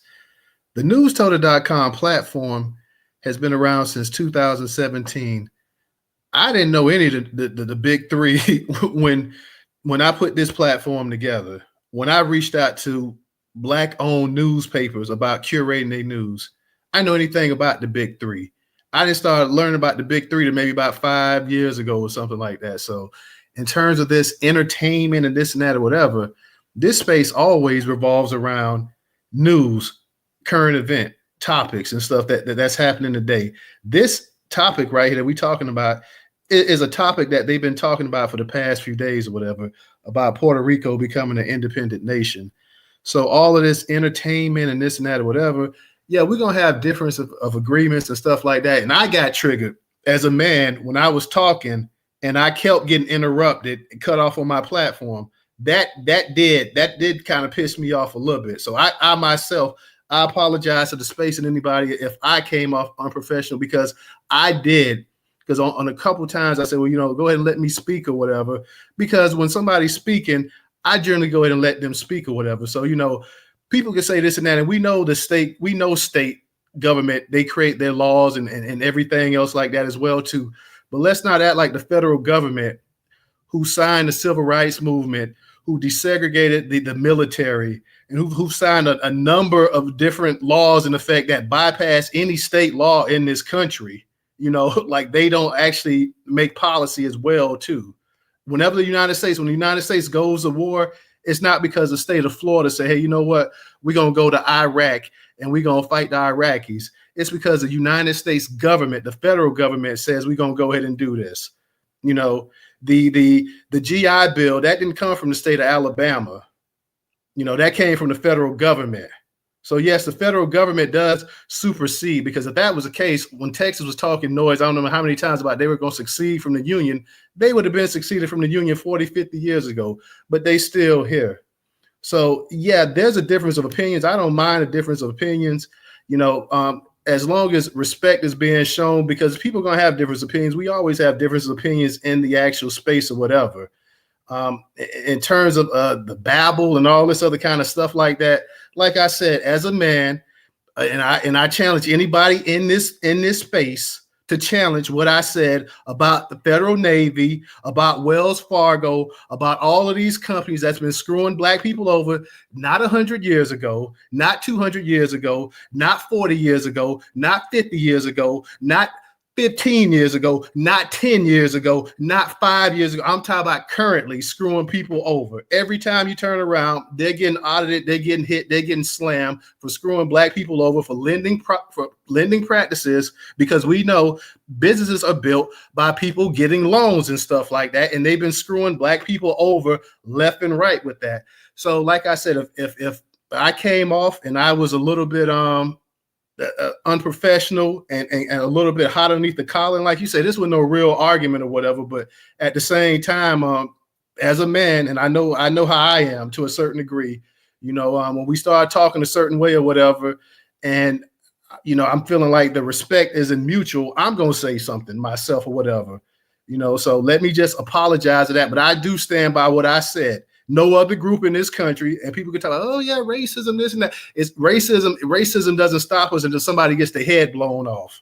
When they get the head blown off, and then when you got cops, and when you got all of these, and not from my reports either. When you had the CBS Evening News talking about the infiltration of quote unquote, this is from CBS News, this is from NBC News, quote unquote, the infiltration of white supremacists in law enforcement and in the military. This isn't a black excuse. This isn't something that I'm just making up. This is something that these people came up with, that these people are saying. So I agree, as a people, we could be doing more. We could be better off than what we at. But damn it, you put any other group in our predicament and they've gone through exactly what we've gone through in this country, I don't see any group being any better off doing any more than what we did as well too. So I stand by that as a man. And on that, I won't apologize. Tours, if you got something to say, go ahead. Yes, indeed. Yes, indeed. Yes, yes. This is so going on, and it kind of went a whole nother way, and it's like this. But I want to say this. We're all adults in here. We are all sharing opinions. So nobody should take anything in here personal. If you take it personal, that's on you. Because at the end of the day, nobody's right, nobody's wrong. We're all different people from all across the country, all different cities and everything. No one knows nobody. No one has seen anybody. Well, some people saw me, met me, and hey, but that's a whole nother thing. But the 4 agreements is you never take things personal. You never make assumptions. You always do your best, and you be impeccable with your words. And those are some of the rules that I live by and I stand on. Now, as we are in this space talking, we are all sharing knowledge. We are all trying to come up with solutions to a problem. We're not complaining about a problem. We're trying to come up with solutions to it. And shout out to everybody in here Shout out to everybody for giving us your time, spending your time in here and sharing us your knowledge, because everybody in here could be doing something better and got other things to do, but not. So I'm thankful for everybody in here, and I'm thankful for the time. Shout out to the host and the co-host, because as I said, they could be doing other things, but yet they're here giving us their time, their energy, and their knowledge. And those are things to be appreciated. You know what I'm saying? All people, men and women. But yet I can only speak for where I stand from. And I'm not here to explain myself or apologize or bend the knee to nobody. You know what I mean? I'm going and I'm speaking, and as my dad always taught me, experience is your best teacher. You don't know it till you go through it. And I'm speaking through my experiences. And as a man, complaining ain't gonna get you nowhere. We had a brother in here, Brother Darren. He always said, men don't complain about problems, we fix them. And that's what time it is. And that's what I'm trying to get some of my brothers, so we can fix some of our problems. You know, this game, this fight, and this reality ain't for everybody. So I'm up here on this space, and I came into these Twitter spaces to network and move with the people that's about that fight. You know, if you ain't on the fight, they got people. That's why they got bleachers on the sidelines. That's why they got fans and everything. I'm a player. I'm in this field, in this Black American fight for our reparations, our liberations, and our economy, and our Black crime bill, to where we can have our freedom and it's ours. That's what I'm here for. I came into these spaces January 2022, and I'm still that same cat, even better cat that I have been. This ain't no question, no diatribe or nothing. I just want to say this to the adults in the room. Don't explain yourself to nobody nor apologize. Because if you think this, we got 9 more months of this ahead of us. And I stand on my square just like all y'all, and I appreciate all y'all, because once again, we could be doing other things. The News Trotter, DJ, Professor, Melissa, you know what I'm saying, the Family Trouble. We could be doing other things, but yet we here giving our time, the most valuable thing we have, and our knowledge. So shout out to y'all, and I appreciate y'all. And this is no shot to nobody. You know what I'm saying? This is the Black American people. And I'm a grown man. I don't take nothing personal. I take this as knowledge. I'm listening and I'm learning. I land my plane there. All right. Thank you, Twizzle. I'm going to get the Trouble and I'm going to get the DJ, because I want to close this space out earlier than what it went on. So let me go ahead and get the Trouble and DJ, and then we out.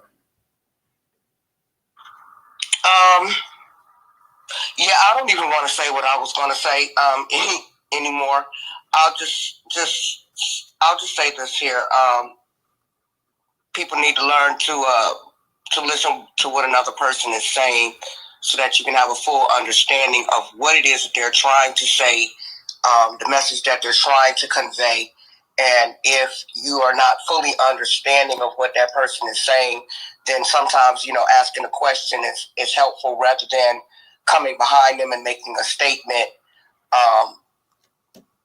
that's contrary to what it was that they was actually trying to say.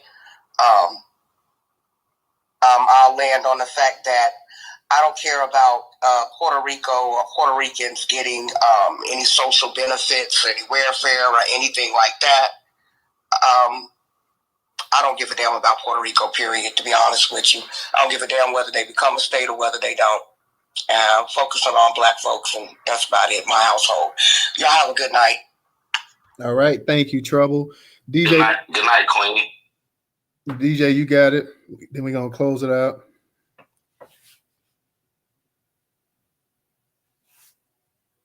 You there, DJ? Yo. Yeah. And I was over there. You blacked out earlier, dude. Yeah, I got kicked completely out of the space, bro. Completely, man. So I understand, you got to go total. So, Twizzle, I think you're kind of wrong a little bit. And I think one of the most important people other than News Total on this space is funded socially, aka Black Majority.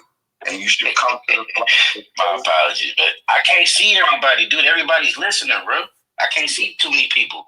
Oh, you got that janky iPhone 5500, son. You know what I'm saying? Yeah, I got the iPhone 16, nigga, with the side button. Nigga, you got me twisted. You know what I'm saying? With AT&T. With AT&T, nigga. Oh, your third janky. You got the AT&T paying all that money. See, don't even work. You know what I'm saying? I get what I pay for, nigga. You know what? Fuck you. Go ahead. Watch the F-bombs, but go ahead. Trouble said, sometimes when we say certain things, we don't listen to actually get the understanding of it. So the one thing that threw both of y'all off when Black Majority or Front of Society was comparing South Korea to certain countries, states we have over here.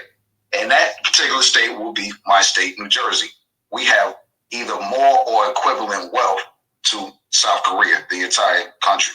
So we're the smallest state pretty much at this point, New Jersey. So that's something to think about. So when you say, hey, what are we going to do about it? Well, when we talk to folks out in California, they don't have any intentions of, moving from out of California, even with dealing with the prejudice that they have been dealing with since migrating west. You feel what I'm saying? So they're not going to leave. So the smartest thing for them to do is to form a type of black city, black type state within the compounds of California. If you're not going to leave, you know what I'm saying? But with that also being said, who's going to come save y'all if them other folks decide to do something to y'all? So that's an argument right there. And it's not an argument, but a conversation to actually have, because we try to have these conversations with our folks out in California. Nobody want to really listen because I guess, we focus on reparations, and rightfully so. You feel what I'm saying? There's other things going on, and there's only so much that you can handle. God only put things in front of you that you can actually handle. So therefore, meaning, hey, when y'all get y'all reparations, make sure y'all come buy some land in the black state area and get in the Jumbotron, top left-hand side.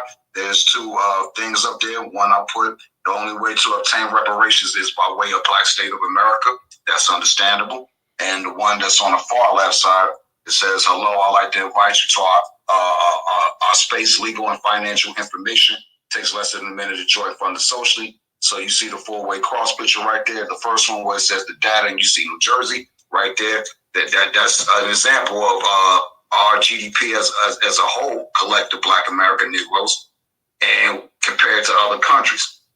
We're getting that money, you know what I'm saying? Scroll on over, a map of America, or a grid of America rather, but what other countries placed inside of it and what their GDP is compared to the state that the country is placed inside of it. Hey, yeah, we should be moving further, you know what I mean, along. Right there, Black State of America. Make sure y'all support Black State of America book on Amazon. Y'all could go and get that, you know what I mean? And get the description of it.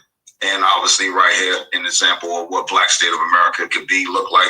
Make sure y'all come up on Funded Socially, because at the end of the day, we being pushed out, you know what I'm saying? I was just recently pushed out and was homeless, you know what I'm saying? So, hey, Black State of Buzz at this point. But at the end of the day, I think what it is, we just don't tend to listen to each other sometimes, you know what I mean? And we know when the information comes across, it's like, damn, I don't understand it. Maybe I didn't hear it enough, you know what I'm saying? That's all it really is, you know what I mean? And at the end of the day, let's continue on doing what we've been doing, family. It's just, arguing with each other, you know what I'm saying? In a good way, you know what I'm saying? And cracking these jokes in the late night space. I'm out. Professor, I'll go ahead and let you real quick, because I see you got your hand up, and we're going to end it. Yeah, thank you, that brother Toda. Look, y'all, I just want to say great space tonight. But one thing for sure, we just got to make sure that we continue to support each other, love each other, help each other get through these difficult times, because we are going through so much trauma. A lot of times, because we are going through so much of this trauma, y'all, sometimes it can be hard for us to even hear each other and listen to each other. And we all make great points. We all are very passionate about what's going on with our people. And we know what we want to do to stop the pain and the struggle and the disrespect that we continue to receive from outsiders and, of course, from white supremacy. So what we got to focus on, and I hope we all understand what the end game is to rid ourselves of the people that's causing all of this. Those are the people we got to send this frustration to. Not to each other, but to the people that really are the enemies and the ones that's causing our frustration. That's what we have to remember. Remember, we have to give each other grace, because we know what our people have been through. And we've been through a lot in this country, a lot of trauma.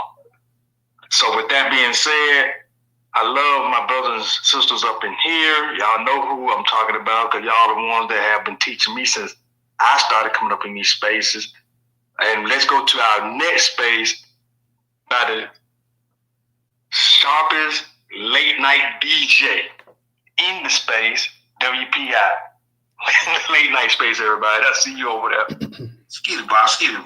Yeah. Just before we leave, I just want to say, hey, look at the Jumbotron. It says right here by shout out to RC Races or whatever. Update: 2 black teens lynched. Firefighter Scott Curlin arrested for sharing photos of twin brothers Cordair Malik Lewis and Nazir Rahim Lewis crime scene in Georgia. So yeah, lock his dumb ass up and get at least 5 years for being a fool. You know what I'm saying? Which is the same. And find the rest of them. Yeah, and which is the same amount of time they should have gave the fools that took pictures of Kobe Bryant and the other victims of the helicopter crash. You know what I mean? There you go.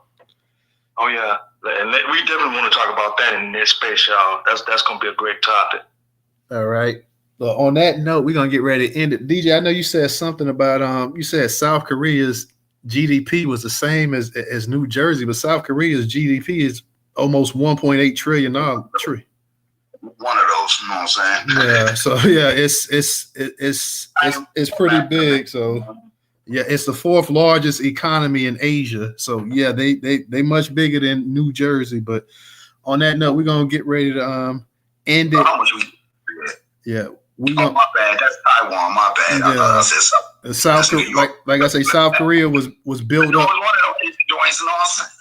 South Korea was built up by the U.S. But on that note, we're gonna go ahead and end the space. We'll be back next week, guys. So everybody be safe, peace, have a good weekend, and catch DJ and Professor and the rest of the gang in the late night space as well too. So peace, guys. We out. Peace. Peace.